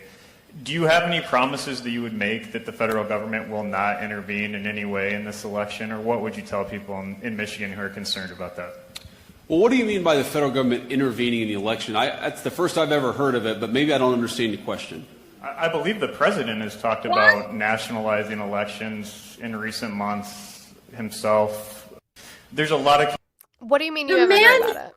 The man you literally work under has talked about this for years at this point. It has been over 6 years since we've talked about this. Well, but specifically, we talked about in the most recent months with the Save America Act, and he specifically said on an interview where he said Republicans need to take it over. We just need to take over the elections, or you can just go to this truth. The Democrats refused to vote for voter, again, this was February 13th of 2026. The Democrats refused to vote for voter ID or citizenship. The reason is very simple. They want to continue to cheat in the elections. This was not what our founders desired. Again, this is all wrong. We can go through it again next week if we need to. We can go through the Save America Act and how it does not have that in there. Your regular ID is not enough for you to get registered to vote. He's lying to you. I have searched the depths of legal arguments not yet articulated or vetted on this subject and will be presenting an irrefutable one in the very near future. This is the part you need to listen to. This is the federal interference. There will be voter ID for the midterm elections, whether approved by Congress or not. He can't do that. He can't do that. That's what they were asking J.D. Vance about, and he tried to pretend like he'd never heard about it. Hi, Adi. I wanted to add this in as I'm teleporting home or whatever. No, I have to look this up, but apparently Florida passed their own version of the SAVE Act that goes into effect in 2027. Yeah, I was going to research that this weekend. Yeah, I haven't had a chance to look it up yet. I have the bill number. Don't ask me for it offhand, but I have the bill number. And yeah, I was gonna get into that this next week. I wanted to research that this weekend. Macho Man says yes, he can. Where? Show me what gives him the ability to do that. Because the Constitution says that elections are run by their states. So, show me where in the Constitution it gives the president the power to make laws for voting. Also, sorry. Please put my husband on. Would you like to talk to my husband or listen to him, Lauren? Because he's a cuck. So they're so silly. What I was going to say, sorry. Most people don't realize this, but we've had an independent agency that actually performs audits on voting since 2003. It's called the EAC. Go look it up. Why is my husband allowing me use on the internet? Bye. I don't know, because I told him to fuck off and that I can use the internet whenever I want to. But even though John Thune is helping to advocate for the Save America Act, oh, there he is. Hi, husband. Why are you letting me use the internet? What the hell is wrong with these people? I don't know. What kind of households are they living in? Not those kind. Again, okay. We've talked about it. I'm hoping Mia can set it up sometime. I've already watched it, but will have to watch it again. We want to watch Inside the Manosphere. And when I tell you that these men are the most insecure little bitches around their girlfriends, I mean it. We watched Fresh and Fit, Myron, talk about the fact that women need to do this and be in the kitchen and blah, blah, blah, and all the misogynistic things he says. And then when his girlfriend, now ex, on the screen was like, well, yeah, it doesn't bother me because he acts like one way, but with me, he's a different way. Because he's a liar. He doesn't actually treat her like that. King Icky hides the fucking cord for the dial up until his wife's done with her chores every day. Goddamn idiots. But yeah, thanks for letting me use the internet today, babe. I appreciate it. Yeah, remember, don't wash your produce right, or the right wing. The right wing? Okay. I feel like there was something, but maybe not. Okay. But again, John Thune has been advocating for the Save America Act in Congress and the Senate this entire time, except that he's going to now come out and advocate for something that specifically is trying to be removed in the Save America Act. So I think John Thune needs to get himself together. And in order to get around the 60-vote threshold, you would have to nuke the legislative filibuster, and there aren't the votes for that. I've said that over and over and over again. Yeah. And so it's a math issue. It isn't whether I want to do this or a question of leadership. It's a question of you have 53 Senate Republicans, all of whom have their own views on these issues, and they decide how they vote. So the president in the past has suggested, he's fine with getting rid of the filibuster, that he believes that this Save America Act is that important. He also feels very strongly that mail-in ballots have to be part of this as well. I've heard even Senator Capito of West Virginia said, how many of her voters mail in their ballots. It doesn't sound like the mail-in part of this is going to get any traction, even with the majority of Republicans, will it? We'll find out soon enough. We've worked with the White House to... He's not done talking, but he knows it's going to fail. He knows it's going to fail because they're trying to remove mail-in voting. And guess what? A lot of people, especially in rural areas, rely on it. These Republicans rely on it to get elected. And it's also been found to be safe and secure. You guys still can't point out to me where voter fraud is done in such a wide-spanned way that it affects elections. Because it's not. Even the Heritage Foundation doesn't say so. Also, by the way, Danielle Pack, I don't know why you're so concerned about my finances. If my husband says we're fine, we're okay. But this is my job. So again, guys, since this is my job and you guys are all here, I will keep bugging you and grifting. It is Friday. It's $59 left in my goal. If we start a dollar train, we could get that accomplished and done and make Daniel Pack really, really mad for the fact that I can make $100 in 2 hours while he works at a measly God knows what price. So yeah, we could do that. That would be great. Get the language in the legislation in a way that incorporates at least what most states do. So we do have states. In fact, there are a majority of states and a lot of Republican, red states, whatever you want to call them, who have a mail-in ballot option.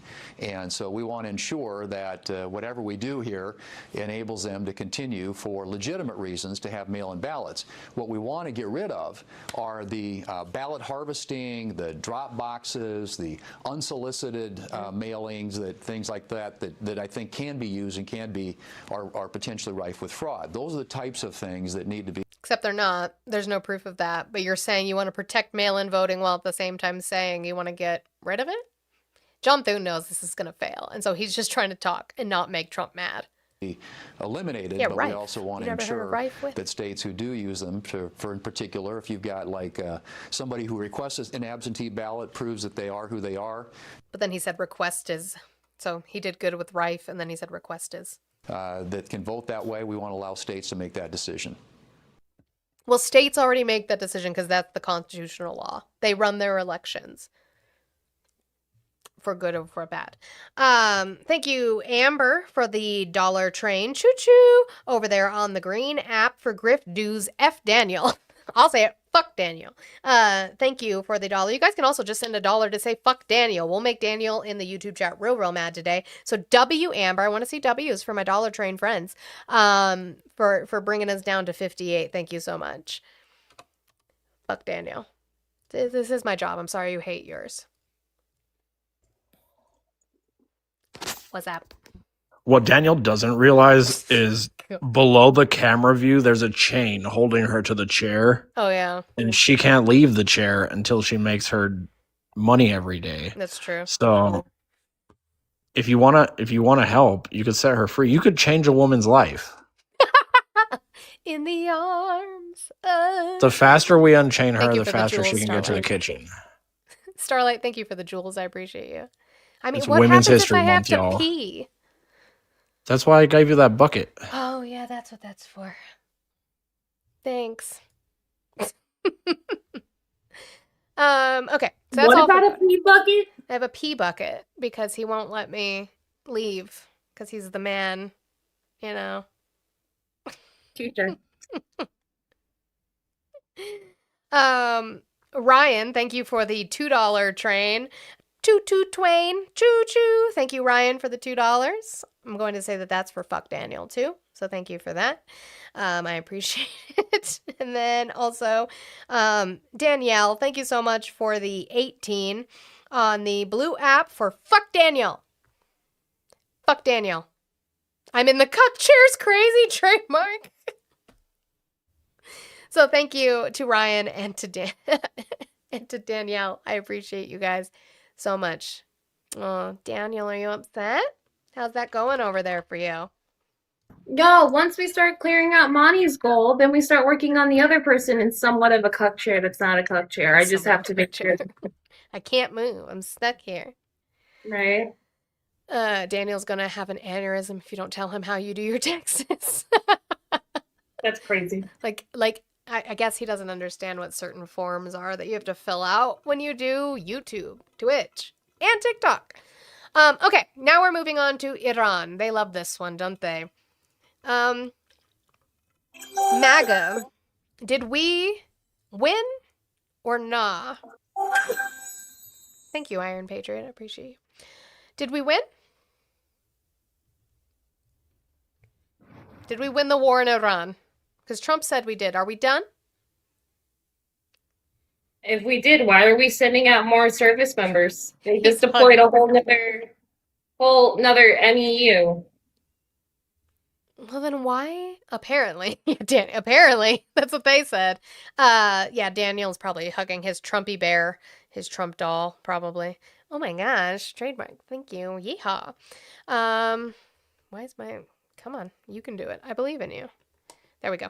Just didn't press it hard enough. Why are we asking for $200 billion? Appreciate that question. Yes, right here. Ingwar said, if you can't get drafted, you don't get to vote. Who set that system up? Who did that? Who drafted y'all? Was it us? I'll get rid of the draft if you would like. I have no problem with that. You okay? Okay. Is that the policy of the U.S. military now? Thank you, Secretary Hexa. Two questions for you. The Vice President has often emphasized that the goal of this war is to denuclearize Iran while also avoiding a larger quagmire. I know that you touched on this. I'd like you. Thank you, Justin, for the dollar train. Choo-choo for the quieter keyboard fund. And fuck Daniel. No, I like my loud keyboards. Fine. Get me a buttery one, maybe. And Alicia, thank you for the dollar train for free money. We need to free me. Please free me. It's terrible over here. Thank you for calling the stream. Can I get your age, state, and who you voted for? I voted for Trump. I am 45 years old, and my name is Danny. Cool. What state did you vote in? Florida. Okay. Why are you still supporting Trump? Do I have to still support him? You definitely do not. Do you not support him anymore? No, not at all. I wanted to call and have some fun. Sure. What changed for you, if I may ask? Where do you want to start? It's such a disaster. It's so bad. Like if I don't laugh, I think I'll cry. That's fair. where I'm at. No, it's fair. Yeah. Do you plan to vote in your midterms in Florida?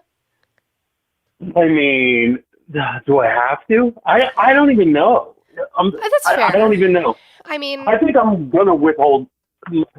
I don't know any other way to because I'm a registered Republican, so I don't know any other way than to just sit it out. Like I can't be involved with this anymore. I'm gonna be. Yeah, I don't know what your primary rules are. My guess is that you're going to get, since you're registered Republican, you're going to get the primary ballot. I don't know. I guess you could look and see if there's any Republicans, because there's been a lot lately, if there's any Republicans who are trying to, or are willing to hold Trump accountable that aren't endorsed by him, maybe.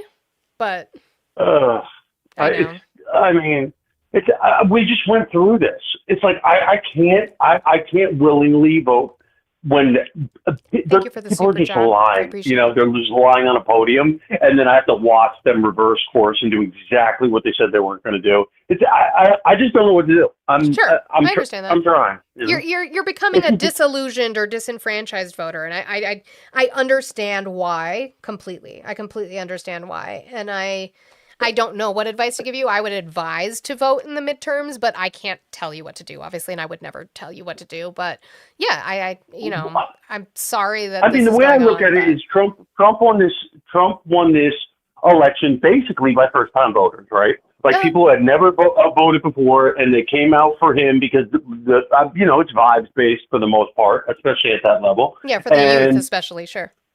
Yeah, especially for the young, especially for young people. I'm glad they did, but then I don't know any other way to hurt them besides just not showing up and just making. I think that's in some cases it's louder. It's louder than voting and people eking out victories. I mean, yeah.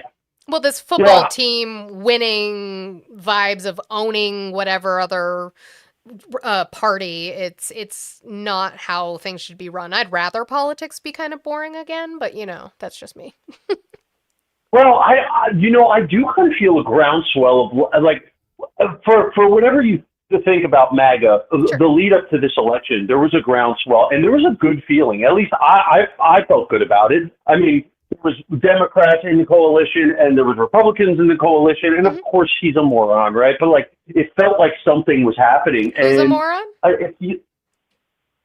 Donald Trump. Oh, sorry, I thought you said she. I was like, who are we talking about? No, you're fine. You're fine. Go ahead. Yeah. Continue. I apologize. I interrupted. Yeah, it just felt good for a second, and I think I don't know. I think that's still there is what I'm getting at. I think I think people are still. We have a lot of common ground, and actually, my real question is this: and maybe it's for a female. Do you think that he has someone that does his makeup daily, or do you think he does it himself? I'm being serious. Do you think he has a vanity and a magnifying mirror, or does somebody come in and like, I want to say that he is so narcissistic that I actually think he has somebody do it for him, but then I question how bad they are at it because they do not shade match, they do not blend, and I'm almost feeling like some days I think he allows other people to do it, and other days he's late and just uses shoe polish is what I think might be happening. Oh, all right. And then the follow-up to that is when he takes the collared shirt off, right, and there is a disgusting ray around the top of the collar. Because, I mean, one thing you can say about him, he does work a lot, right? Like, I'm not so sure Melania loves that, but like he does work a lot. I would say not work. I'd say he's awake a lot. There might be prescription drugs involved in that, but he's awake a lot. And I also heard, do you believe that he poops his pants? I don't know. Like maybe I like to talk about it to kind of troll MAGA. I can't lie. Sometimes you have to rage bait them, but like I don't know. Maybe. He might. He is an old man. I saw a doctor that like all these conditions, the skin conditions and stuff, and apparently his primary, the guy that he brought on staff as his primary doctor, is a gastroenterologist, which I was kind of surprised by. Oh, Ronnie Johnson, right? Yeah, that guy. He just spoke about him this morning too. He said he's the best. Yeah, he said he's the best, and he says he's the healthiest. I am going to move on with my show, but I do appreciate you. And yeah, I mean, think about your midterms, but if you don't, I don't blame you. But I do appreciate you calling in. I'm never voting the midterm, but thank you. This is fun. Have a good weekend. Bye. I don't know. Getting somewhere with him. Carmen, thank you for the $5 for free money, and fuck Daniel. Thank you so much, Carmen, for that. I do appreciate that. Oh, I said your name. I'm not going to say your username now because then they'll know who that is. But I know who you are. Know that I see you. I'm sorry. I should have opened it before I said it. I apologize for that. And Justin, thank you for the other dollar train for, and new tattoo fund and fuck Daniel. Thank you so much for that. I appreciate it. That brings us down to 30. Except that, I just want to do that so I know my math, because you know me and math. Let me open this before I do it. Make sure that I don't miss anything. Thank you to I'm just going to say short just so I don't dox people. Nick, thank you for the $50 on the PayPal. That more than knocks out the goal. Thank you so much. I do appreciate you guys. Make sure you guys, I want big W's. W's for all of Monty's wonderful supporters and followers. I appreciate you guys so much for everything that you do to support me. Because I get to get called names most days, and so it's fun when we get to joke around about my misogynistic life. This means I can get up. I'm allowed to get up out of my chair. Look at me go. I can do it. And I'm allowed to not use the pee bucket. I can actually go to the bathroom. Thank you for freeing me. And fuck Daniel. I appreciate that so much. So now, okay, what? Oh, never mind. Dom's Okay, here. the combination to the pin, the like lock. Okay, I'm You're ready. gonna go 48, Uh-huh. 37, Uh-huh. 12. Okay. So that, because All it right, is chained to my I'll come foot. dump out your bucket. Thanks. Appreciate bye. it. Bye. Yeah, bye. Yeah, if you guys, I know I go live after Monty, but if you guys want to kickstart mine, links are in my bio. In the bio. In Yes, the bio. true. Let's support work wife now. Okay, we're going to continue this. So he's going to be asked about this. If we have won the war in the way that Donald Trump has said we won it, why are we asking for $200 billion? You to expand on how do you do that? How do you denuclearize the country while also avoiding this Defense secchi. forever war? And then there was a report last night that the Pentagon asked the White House for $200 billion for Iran war supplemental. Can you confirm this, and can you explain why a package this large is necessary? Well, first of all, none of this would have been possible without Midnight Hammer, without that audacious mission with very clear goals that did obliterate their ability to enrich and the capabilities they have in those facilities. So it created the conditions for Iran to step forward and say, okay, you can reach out and touch us like that in our nuclear ambitions. You can see that we're still trying to do this. Let's make a deal. And President Trump put our two best folks on it, Steve and Jared, and they worked diligently, earnestly. I watched it to try to pursue that deal. And ultimately, I think the whole time Iran sort of said, well, we'll talk as we build more missiles and as we build more UAVs and we create this conventional umbrella so that if we chose to, we could try to reconstitute the program. And sort of naively thinking that President Trump wouldn't do something about it. And that's why, as Secretary Rubio has said, and I've said, it's the conventional umbrella that was growing and growing and growing that was meant to protect that nuclear capability. So you had to address both what happened with Midnight Hammer and what happened with that as well. As far as... So I've never actually sat and watched, and I know you guys are going to yell at me now, I'm sorry. I've never actually sat down and watched It's Always Sunny in Philadelphia. But like, it's giving Charlie Day's character in front of the court board. That's accurate. That's accurate. Like, just pointing at things and hoping they all get together. Don't No, tell I Thick. mean- Thick better not be in here. Don't tell him. I don't think he is. W. Justin for the 2 on the PAL pay for the Working Audio Celebration Fund, and fuck Daniel. I mean, I didn't miss out. It still exists. It's not like it disappeared after Yeah, you guys. I feel like I it just have died. to tell my husband, and then he'll force me to watch it because he is the man of the household, and that's how this works. Becca came in, and Becca's gonna be like, "Are you okay?" After you just said that. $200 billion. I think that number could move, obviously. It takes money to kill bad guys. So we're going back to Congress and our folks there to ensure that we're properly funded for what's been done. Takes money to kill bad for guys. what we may have to I do thought in the we future. won. Ensure that our ammunition is everything's one is it? refilled, and not just refilled, but above and beyond. I mean, President Trump, as he said, rebuilt the military in his first term. Didn't think he'd use it as dynamically in his second, but he had. So thank goodness he did that. And an investment like this is meant to say, hey, we'll replace anything that was spent. And now that we're reviving our defense industrial base and rebuilding the arsenal of freedom and cutting deals like our great deputy secretaries here is doing, long lead times on exquisite munitions, we're going to be refilled faster than anyone imagined. And I think, we're also still dealing with the environment that Joe Biden created, which was depleting those stockholds and not sending them to our own military, but to Ukraine, which is every time we reach back and look at any sort of a challenge we have, it goes back to, well, send it to Ukraine. Ultimately, we think this should. I'm so sorry. He's talking about something so serious. And he still, again, can't explain why we need $200 billion more when supposedly we won. Yeah, I don't know. My husband, I said, what is that? It's water with food coloring. I hate him. He's committed to a bit. I'll give him that. These munitions are better spent in Got our me own interests at this point, and this kind of funding bill is going to ensure that we're properly funded going forward. Is it? Well, let's ask Donald Trump about that, shall we? Because Donald Trump doesn't say what you said. He actually includes other countries, which I don't agree with. Let me get this up here. Also, what the fuck? I don't know why it looks like this. I know that there's, okay, like all the gaudy, shitty gold that he did. But then he's wearing yellow and the yellow chairs and all of the gold. Like, it just, everybody looks like they have jaundice now. Everybody looks like they have jaundice. Does yellow counteract orange? Maybe? Hold on. Color theory. Color theory. Get your bruise palette out.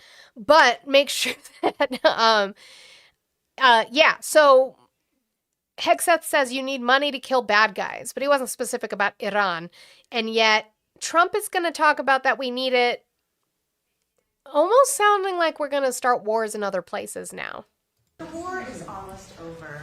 Why is the Pentagon going to ask Congress for an additional $200 billion? Well, we're asking for a lot of reasons beyond even what we're talking about in Iran. This is a very volatile world, and the military equipment, the power of some of this weaponry is unthinkable. You don't even want to know about it. Oh, you could end this thing in 2 seconds if you wanted to, but we are being very judicious. But we want to do. Don't forget, Biden gave away. I rebuilt the military in my first term. Biden gave away so stupidly to Afghanistan a lot. He didn't want to move it. He was too lazy, too stupid to move it. But it was a very small amount. It was a lot, but it was very small relative to what I purchased and what I built. We want to have we want to have vast amounts of ammunition, which we have right now. We have a lot of ammunition, but it was taken down by giving so much to Ukraine. They gave so much. You know, Biden gave $350 billion worth of cash and military equipment to Ukraine. That doesn't mean you said we're at 100%. In one of your other truths, you said we were at 100%. I know, he's slurring bad lately. I don't even know. He might be sedated, Chris. I don't know. He wasn't sedated enough to not make a Pearl Harbor joke. So maybe he wasn't sedated enough. And he didn't rebuild anything. Fortunately, we have a lot. We have a tremendous, unlimited supply of what you'd call middle and upper middle armaments and military. Oh, so we do have armaments, or we don't, or we do. So we don't need the $200 billion, but we don't. So we do need the money. Which one?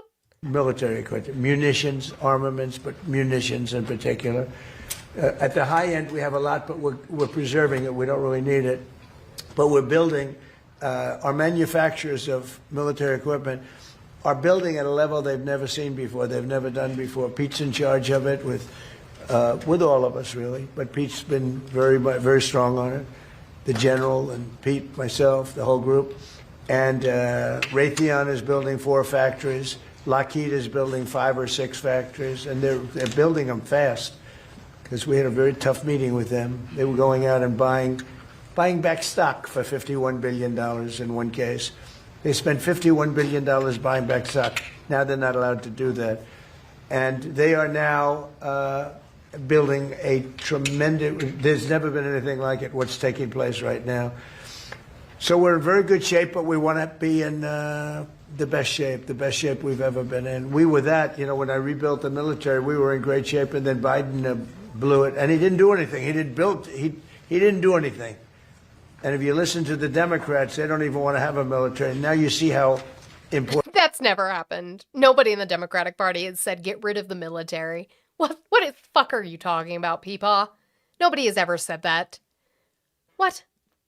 Thank you guys for hitting 73,000 likes. I think we can hit that 100,000 before we end today. What? Important it is.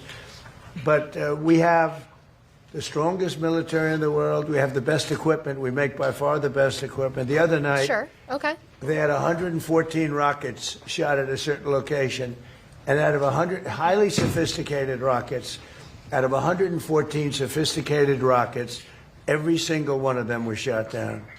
I thought they didn't have anything. I thought we obliterated all of their weaponry. They don't have a navy. They don't have an army. So how are we taking out weapons? And the weapons that now they do have, even though Donald Trump himself has said we've destroyed it, they're sophisticated? When in previous statements he has said that they are not sophisticated? That they're just thrown together hodgepodge? Like, do you guys listen to him talk? Do you actually sit and listen to him talk? Do you keep track of the things he says? Because he doesn't. He contradicts himself all the time. And you guys are like, yep, that's the guy.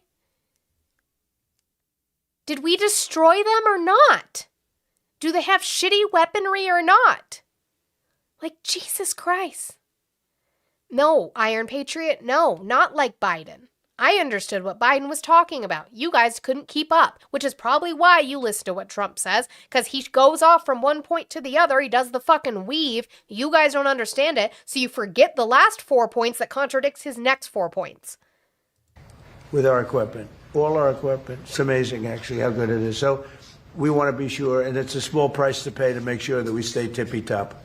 He said tippy top. We stay tippy top.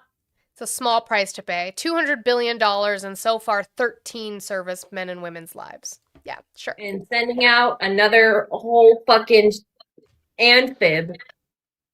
Yeah, also Typically, when we do amphib, that means we're going to put boots on the ground, and I give two fucks what Trump supporters say because amphib is Marines and Navy, and they're used for those things.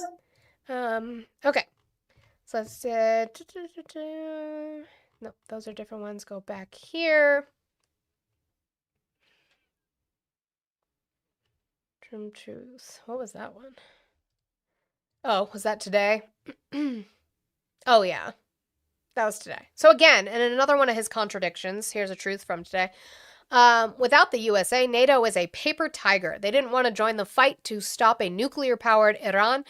Did you give them warning? Because we saw yesterday with Japan that you did not give them warning. So how would they have wanted to join? You didn't give them a chance to even give their advice. Now that fight is militarily won. With very little danger for them, they complain about the high oil prices they are forced to pay, but don't want to help open the Strait of Hormuz. Hold on, wait. Now that fight is militarily won, but a simple military maneuver that is the single reason for the high oil prices. So militarily it's won, but we also need other countries to do a single military action to open the strait. Do you guys hear him? Like at all? Again, do you guys hear him when he talks? So easy for them to do with so little risk. Cowards. We will remember President J. Trump. All right. Recently, Israel shot at, I think it was Qatari oil fields specifically. Oh, Audie's here. Usually she has something to add usually, so I don't want to move on before she can do that. Hello. We are NATO. We No. carry the flag. No! I hate everything about that. You're yeeting yourself right away. Okay. So Israel attacked the Qatari oil field or Qatari oil central area. I'm not good with words on that exactly, but because that happened, it was seen as negative. Hey, this is going to fucking affect gas prices. This is bad. Why is Israel doing this? Are they even talking to the U.S. about it? So Trump is going to throw Israel under the bus. Israel, out of anger for what has taken place in the Middle East, has violently lashed out at a major facility known as South Pars gas field in Iran. A relatively small section of the whole has been hit. The United States knew nothing about this particular attack. Remember that. Remember it for later. And the country of Qatar was in no way, shape, or form involved with it, nor did it have any idea that it was going to happen. Unfortunately, Iran did not know this or any of the pertinent facts pertaining to the South Pars attack, and unjustifiably and unfairly attacked a portion of Qatar's LNG gas facility.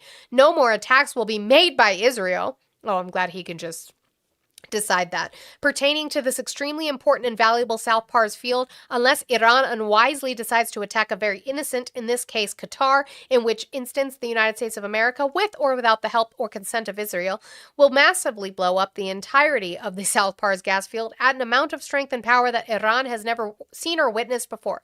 I do not want to authorize this level of violence and destruction because the long-term implications that it will have on the future of Iran.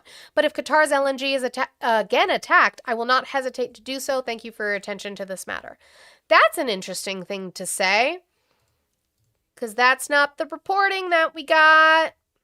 This is Axios. Israel strikes Iran natural gas facility in coordination with the U.S. He lied? This is the first time Israel has struck natural gas facilities in Iran, which are key to Iran's economy. The Israeli official said the strike was coordinated with and approved by the Trump administration. A U.S. defense official confirmed it. The semi-official Tasnim news agency reported that several facilities in the South Pars gas field near Bushehr, excuse me for pronouncing this wrong, Bushehr, were targeted. According to the report, emergency teams were on the scene and trying to extinguish the fire. State media reported that the Islamic Revolutionary Guard Corps had warned that several energy facilities in Saudi Arabia, the UAE, and Qatar should be evacuated due to potential attacks. I'm trying to say, the Trump administration objected to Israel's earlier strike on oil depots in Tehran and asked Israel not to hit energy infrastructure without U.S. approval. Two Israeli and U.S. officials said the strike on the gas facility was coordinated between the Israeli Prime Minister's office and the White House. Quote, the U.S. was aware but was not part of the attack, a third source said. So there are these conflicting reports. The Israeli official said it was aimed at signaling to Iran that if it continues disrupting oil supply through the Strait of Hormuz, there would be an escalation in the targeting of its energy facilities and a worsening of the economic crisis in the country. It was a signal of what could come next, the Israeli official said. So which is it? Did we do it or not? Daniel Pack. My dad is Daniel's again. Fuck Daniel. If you guys can still keep saying to send fuck Daniel. Daniel, my dad's not in my life. You want to know why? He's dead. So there's that. Okay. Hegseth is going to answer about releasing. They're going to ask Hegseth about why is Israel attacking these areas where gas goes worldwide, which is going to just increase that price. Take one more. Right Thank you, sir. Thank you, Mr. Chairman. Jordan Conradson with the Gateway Pundit. So with the strike yesterday on South Pars gas field, you know, if the U.S. didn't know about it or didn't approve of it, it kind of seems like a trend of Israel apparently That's why your life pursuing turned out their own like this. objectives over U.S. I turned out like this because my dad is dead. Okay. I'll go talk to him about it at the military cemetery he's buried at. Sure. Okay. objectives. I'm not sure if you agree with that, but the president has said he doesn't want to hit Iran's oil infrastructure right now.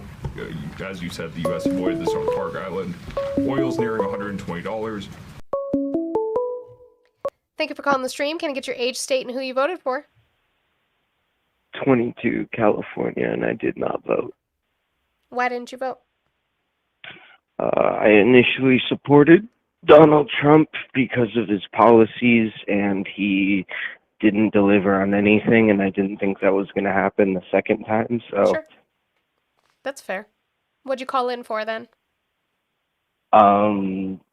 why people, this thing of like, oh, Israel, this and that, where it's fucking obvious they're the problem. You know what I mean? The Israeli It's like government. military, Yeah, I would agree. militarily, financially, socially, our Social. laws, socially, 100%, yes, so? our our media, you got to think about the way you grow up as an American. Like, it's like, I just was thinking about this. I can't articulate it correctly, but it's the way you hate people across the oceans that don't fucking know you. They don't this and that. You don't know them. They don't know you. And it's organized to be racist as shit, to hate them. They hate you. They're animals. They want you dead. You got to be animals to them, this and that. And it's very, I don't know how you say, it's very Israeli propaganda. You know what I mean? Do you happen to know who the Bilderberg Group is? No, I don't know. Oh, good. Don't find out. So the Israeli government is who I have a problem with, not the people. Yeah, I don't have a problem with the people. It's the same thing as like any other people. I don't know them. I don't care. But people who have money and power here, whether it's in our media, whether it's in our fucking APAC, whether it's whatever, right?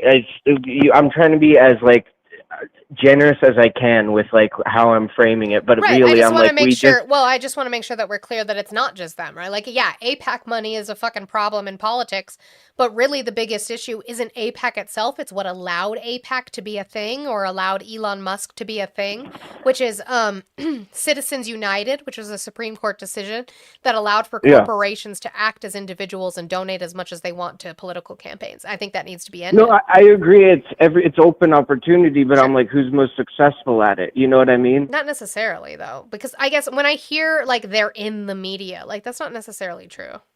It's not all of them like that. The way I'm not saying it's all of them. I'm not saying that. I agree that that's schizophrenic. What I'm saying is that the way they don't have as strong a hold as they used to, right?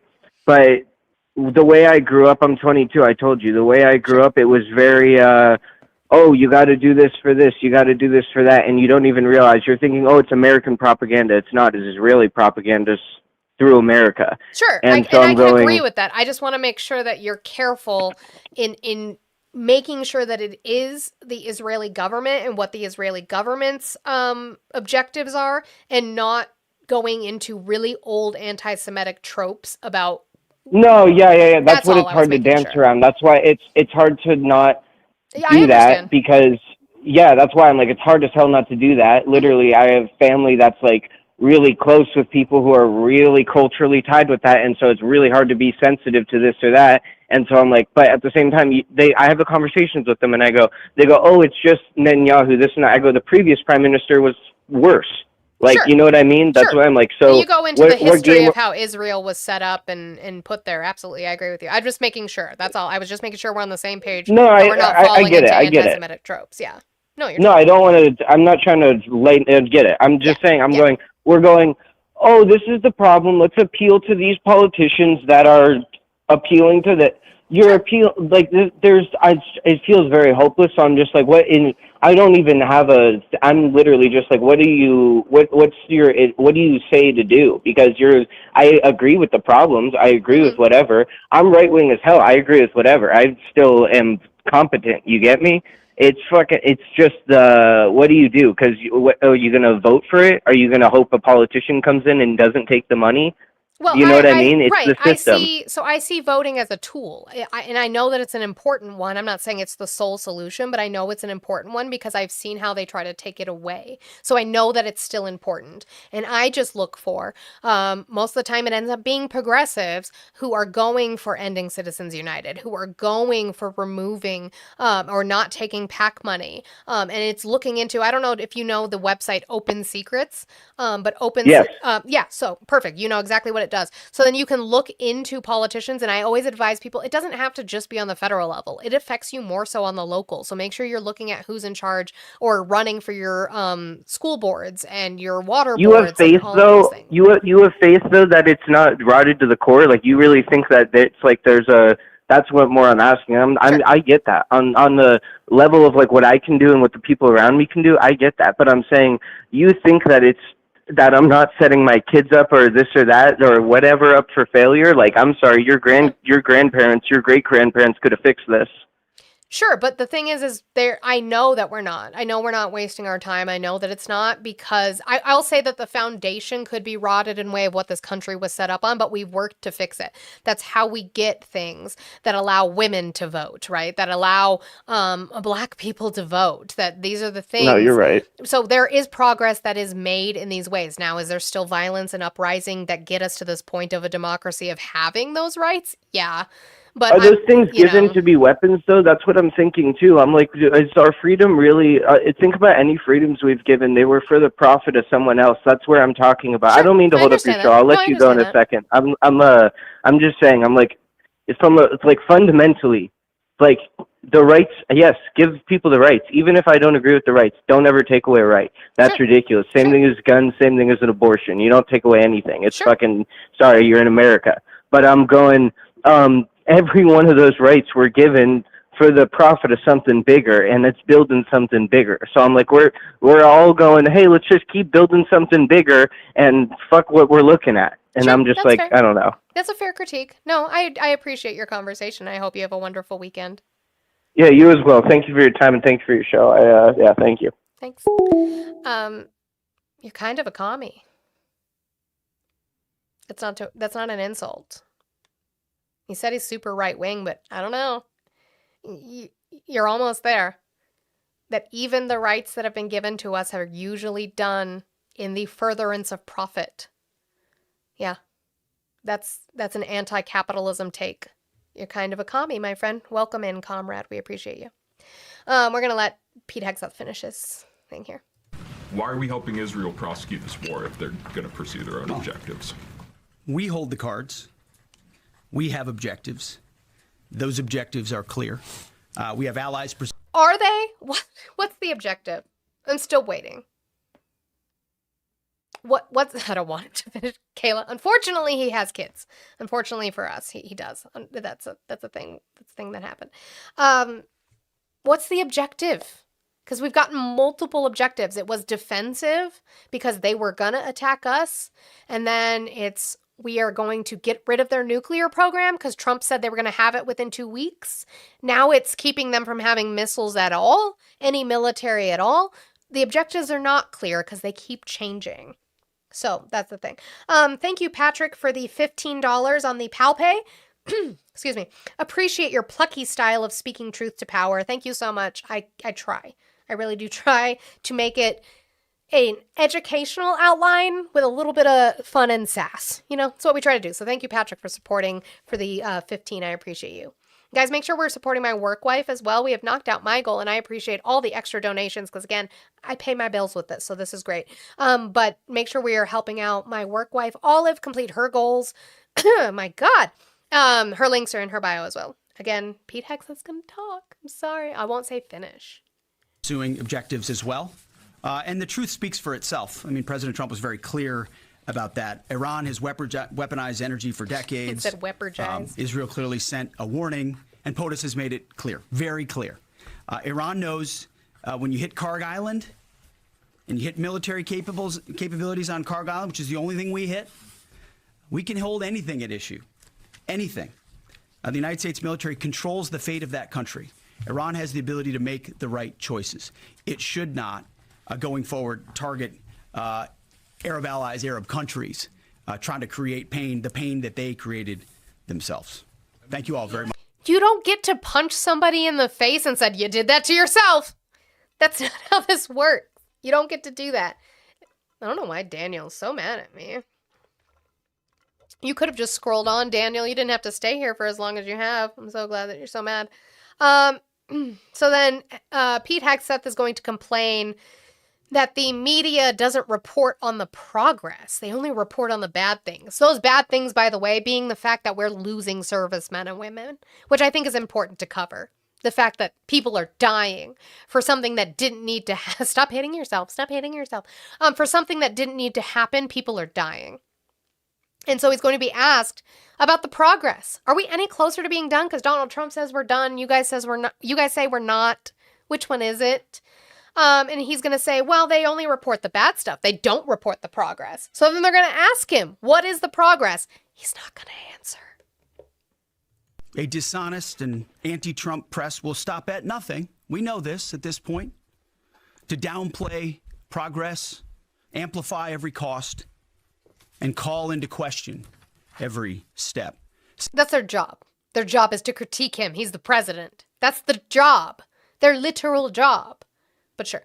Sadly, TDS is in their DNA. Oh, How close would you say we are towards achieving the president's objectives, and what is the end game of the operation without divulging any sensitive battle plans? Well, we wouldn't want to set a definitive time frame on that, but as we've said, we're on plan. So we're looking at those metrics very closely, relaying that to the president and the national security team, but feel confident that as, again, we're more stand in means we're over the top, even further in, and we have even more of an exact sense of what we're striking and why, and even more dynamically. So you want the media to report on the progress that you're not willing to. Thank you. I was about to get that person. Thank you guys over there in the YouTube chat. You want them to report on the progress that you can't name. What? They're not well. I don't know what that means, but thank you for the. Oh, I got it. You guys can read it. I'm not going to say it out loud. But thank you for the $2 super chat, Labode. I'm not reading that out loud, but everybody else can read it. That's great. Good one. You got me. I was about to start reading it, and then I heard it. So thanks for that. Thank you for the $2 super chat. Okay. So now we'll get into this. This is something that Pete Hegseth says about the Gold Star families of the people involved in Operation Epic Fury. Heroes came home. Flag-draped caskets. We honored them. We grieved with their families, and we listened. What I heard through tears, through hugs, through strength, and through unbreakable resolve was the same from family after family. They said, finish this. Honor their sacrifice. Do not waver. Do not stop until the job is done. My response, along with that of the president, was simple. Of course, we will finish this. We will honor their sacrifice. Their sacrifice only steals our commitment.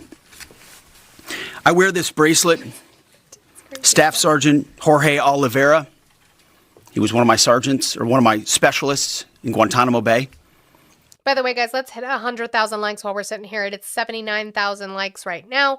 I'd really like to hit 100,000 as I try to finish out this Iran portion. And it is already after 12 where my time would be. So I appreciate if we could do that. He deployed later to Afghanistan, where he was killed on 19 October 2011. Killed 10 years after 9/11, 15 years ago. He was one of the 1%, the best of America. Not just a guardsman, but a law enforcement officer back home and a family man. I remember him every day, just like so many other men and women of our generation. And Well, you guys call bullshit? Oh, good. Because one of the fathers of the fallen calls bullshit too.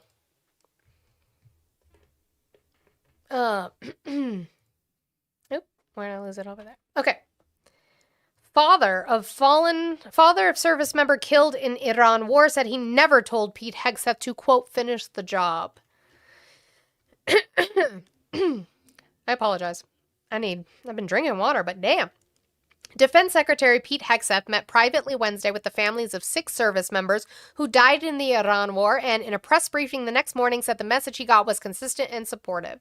Again, this is the quote. We just heard him say it, so we don't need to do that. One of the people he met at Dover Air Force Base in Delaware was Charles Simmons. His 28-year-old son, Tech Sergeant Tyler H. Simmons, was among the 6 crew members killed when their refueling plane crashed in Iraq last week. Simmons recalled his exchange differently. Quote, I can't speak for the other families. When he spoke to me, that was not something we talked about. he told NBC News in an interview Thursday. Simmons said he spoke separately to Hegseth and President Donald Trump at Dover and was grateful for the warmth that both men showed him. He and Hegseth spoke mostly about Tyler, his impressive service record, and the speed with which he had advanced in the military, Simmons recalled. He said he told the defense secretary, quote, "I understand there's a lot of peril that goes into making decisions like this, and I just certainly hope the decisions being made are necessary." Asked if he had said anything to Hegseth or Trump about the need to keep fighting the war, Simmons said, quote, "No, I didn't say anything along those lines." A 60-year-old music teacher in Columbus, Ohio, Simmons told NBC News that he has questions about the war and isn't able to draw definitive conclusions when I don't have all the data. Who wants war? He added. Sometimes it's a necessity and I just don't know what's going on. Pentagon spokesman Sean Parnell said in a statement, quote, "Secretary Hegseth has the utmost respect for our Gold Star families and has pledged to honor the sacrifice of their loved ones. While at Dover, the secretary spoke with each family of our fallen heroes, and the details of each individual conversation remain private." Except for this one, right? Except for this one, which means you probably lied about all of them. How am I supposed to believe anything that you said? White House spokeswoman Olivia Wales said that Trump grieved with the incredible families of 6 service members on Wednesday. Trump shared his love and expressed the deep gratitude of our entire nation. These men and women gave up their lives in defense of our freedom, and President Trump will never forget their honorable service and selfless devotion. They represent the very best of America. He called y'all suckers and losers, but sure. Simmons last spoke to his only son the day before the fatal plane crash last week. Voice breaking, he said Tyler had told him, quote, "how much he loved me." His son hoped to become a commercial airplane pilot after eventually retiring from the military. He said, quote, "Tyler had a magnetic personality, never met any strangers. He'd walk into the room and it would be immediately illuminated." Hegseth's account of the family's message echoes comments Trump made after another meeting with the families of 6 different service members whose bodies were returned to the U.S. earlier this month. Trump met with those families in Dover at a ceremony on March 7th, speaking to reporters 2 days later, calling them unbelievable people, and that every single one told him the same thing: "Finish the job, sir, please finish the job." A public official who was within earshot of Trump's meetings with family members that day told NBC News they did not hear any of them tell Trump to finish the job in Iran. The Dover meetings were part of a ceremony called a dignified transfer, and they go into all of that. As for Hegseth, so this is again back to Simmons' father. He extended his condolences father to father and conveyed how difficult it is to make decisions to put the children of other parents in peril. As for Hegseth, when I talked to him, I got the impression that he was torn because he seemed to be a very compassionate man faced with difficult decisions as it pertains to war. I also let him know that Tyler was my only son, and you could see the emotion on his face, and I think those kinds of things you can't fake. I was pleasantly surprised because the perception is that Trump and Hegseth don't care. They're going to do what they want to do. I got to see a different side of them up close and personal. Sure, I'm sure they weren't assholes to you in person. That would be crazy. Who's this? Vindman, an Army veteran who served on the White House National Security Council in Trump's first term, attended the March 7th dignified transfer after one of his constituents was killed. Vindman said he didn't overhear Trump's conversations with family members. Still, he voiced doubts that a distraught family member would say something to the president about the war's necessity or the importance. The families there are dealing with a terrible, tragic loss. They're still trying to make sense of what the loss means to them personally, losing a husband, father, wife. They're not thinking about the mission. So he probably lied. Most likely, it's what it sounds like. Okay. I have more things on Iran, but I will get to them next week. I think that's what I'm going to do. Because I'm hungry and I'm tired. And I stayed for like an extra hour and a half last week. Yesterday. Jesus Christ. That's how you know I need to eat. Also, though, I did want to point out that while we were talking, we got into conversations with the gentleman who called when I had told Daniel that my dad died. Yeah, too long. Especially for Nick Shirley. He didn't deserve all my time like that. But when when I told Daniel that my dad died, and then Jillian came up and said that she looked me up. And that's not true. My dad's alive and he's ashamed of me. Did my dad start a new family somewhere and faked his death? Because who the fuck did we bury? We had an open casket. Who did we bury? Is your dad Jesus? Maybe. Did he come back and start a whole new family? Damn. Let me talk to him when he comes home from work. Yeah. Ask him. See if he came back down. If he let him come back down. It's an interesting thing to Y'all say. have nothing better to do with your lives on the tube. Y'all are just pathetic, sad, So weird. little. They're so weird. Justin, I'm not sure. Probably not. There probably will not be a midterm. He teleported. There probably will not be a midterm Monday. Because we really need to go to the credit union on Monday. So we just didn't get a chance to because of his grandma this last time. Messing with people about our dead dads is weird behavior. I mean, I don't know. Like, it doesn't hurt me. It's not like he's been gone. It'll be 20 years next year, so 19 years this July 4th. So what are you going to do to me? Nothing. I guarantee, and I say this all the time, this is why I don't let them get me. The only times I get mad is when they talk about Snap because it affects other people, not just me, which it does affect me, but not just me. I don't let that affect me because as somebody, and people who understand this, if you have anxiety and depression, no one will be as mean to me as I am to myself. They mean nothing to me. That's how this shit works. I promise you. Joseph, thank you for the $5 super chat. You said, military members, God bless you all. This is sad. I agree.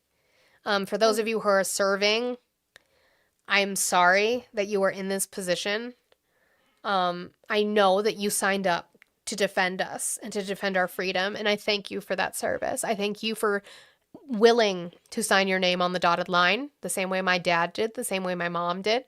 I thank you for being willing to do that. It doesn't mean that you signed up to die. That's not what that means. That's what MAGA will tell you. But it's not what that means. It means you signed up for a career. You signed up for a life with the possibility of having to defend. This in Iran was not defense. This was a choice that you weren't included on. And I'm sorry for that. As two military brats ourselves, I think we both understand the possibility of sacrifice and what that could mean, but that's not the initial reason why people sign their life on the dotted line. Exactly. My dad was in Korea. My dad was in Kuwait. Could have lost him at any time. And we did lose him. Not in combat, because he came home after Kuwait. All of a sudden, he had seizures. And that's what got him. So. Dad's still breathing, but he still has after effects being crammed in a tube for years at a time and not having direct sunlight enough. We lost my older brother in Syria. Yeah, coffee revelations. We are. I didn't get to that portion of my outline where they're talking about. You have a representative who talks about the fact that he doesn't consider sending them we're sending troops to occupy a quote economic asset. That's not the same as the occupation that we did of Japan in World War II. That is what this representative says. The pretzels that this administration, that the GOP, and that MAGA have to do. So you can lie to yourselves about the fact that he lied to you when he said there would be no new wars. He did not want to send our service members to die. And that's exactly what he's doing. Why? For his pride and for Netanyahu. That's what he's doing. Because of them. Again, I know that we like to, I like to end on funny. So I am going to have my one last video that I do that I like to end on funny after some sobering, somber moments, because this just made me laugh. So this is the Transportation Secretary, Sean Duffy. And he's going to say TSA. He's going to talk about the Democrats wanting TSA to unmask when we wanted them to mask in COVID. That's not the organization he means to talk about. Wrong three-letter organization, but it makes me laugh. This year, ridiculous. That was, but Democrats, what they really want is they want TSA agents to take their masks off, right? TSA agents don't want to wear masks. And by the way, Democrats spent a couple of years during COVID mandating that we all wear masks. Now they want TSA agents to take them off. Well, why is that? They want them to take their masks off so they can dox the TSA agents and not just go after the agent, but go after their spouses, go after their kids. Democrats want to dox TSA agents? and put political pressure, protest outside their homes. And I mean, that's untenable for a law enforcement agent who's just trying to do the good work of the American people, getting folks who broke our laws out of the country, enforcing our laws. And so, Democrats have suggested body cams. I think President Trump has said he's okay negotiating body cams, and some other requirements that Democrats have asked for the agents. The president, who is a negotiator, is willing to compromise with them. But there's some things that go too far where we don't want to risk the lives of agents because radical Democrats want to attack them. And I think that's the fundamental point in disagreement right now between the Republicans and Democrats in the Congress. That we want to dox TSA agents? Which one did he mean? Which agency did he mean? We know. Oh, Again. ICE. You meant ICE. Wrong one, buddy. TSA agents are working really hard to get people who broke the laws out of the country. He got Tom Homan's email 110%. They're just all stupid. They are all so dumb. That's crazy. And if you support them, you are too. Congratulations. You're going live, right? That's your plan? Yeah, my plan's to go live for a little bit, but 94 people and people over on the tube as well. Tonight at 7 o'clock, 7 p.m. I almost said 7 o'clock p.m. 7 p.m. Central Standard Time. Manny is doing his 1v1s for immigration, and because I have the ability for the caller to hear the TikTok guest, we are going to be opening it to the tubes. So if the tubes wants to go and debate immigration with someone who knows more than they do, y'all could check me out at JAR0F Olives on tube and be with us tonight at 7. Or if you're on the TikToks and you want to talk immigration with someone again who knows a lot more than you do, show up. Exactly. I'll go live for a little bit. I don't think I'll get good numbers, and that's okay. But keep trying.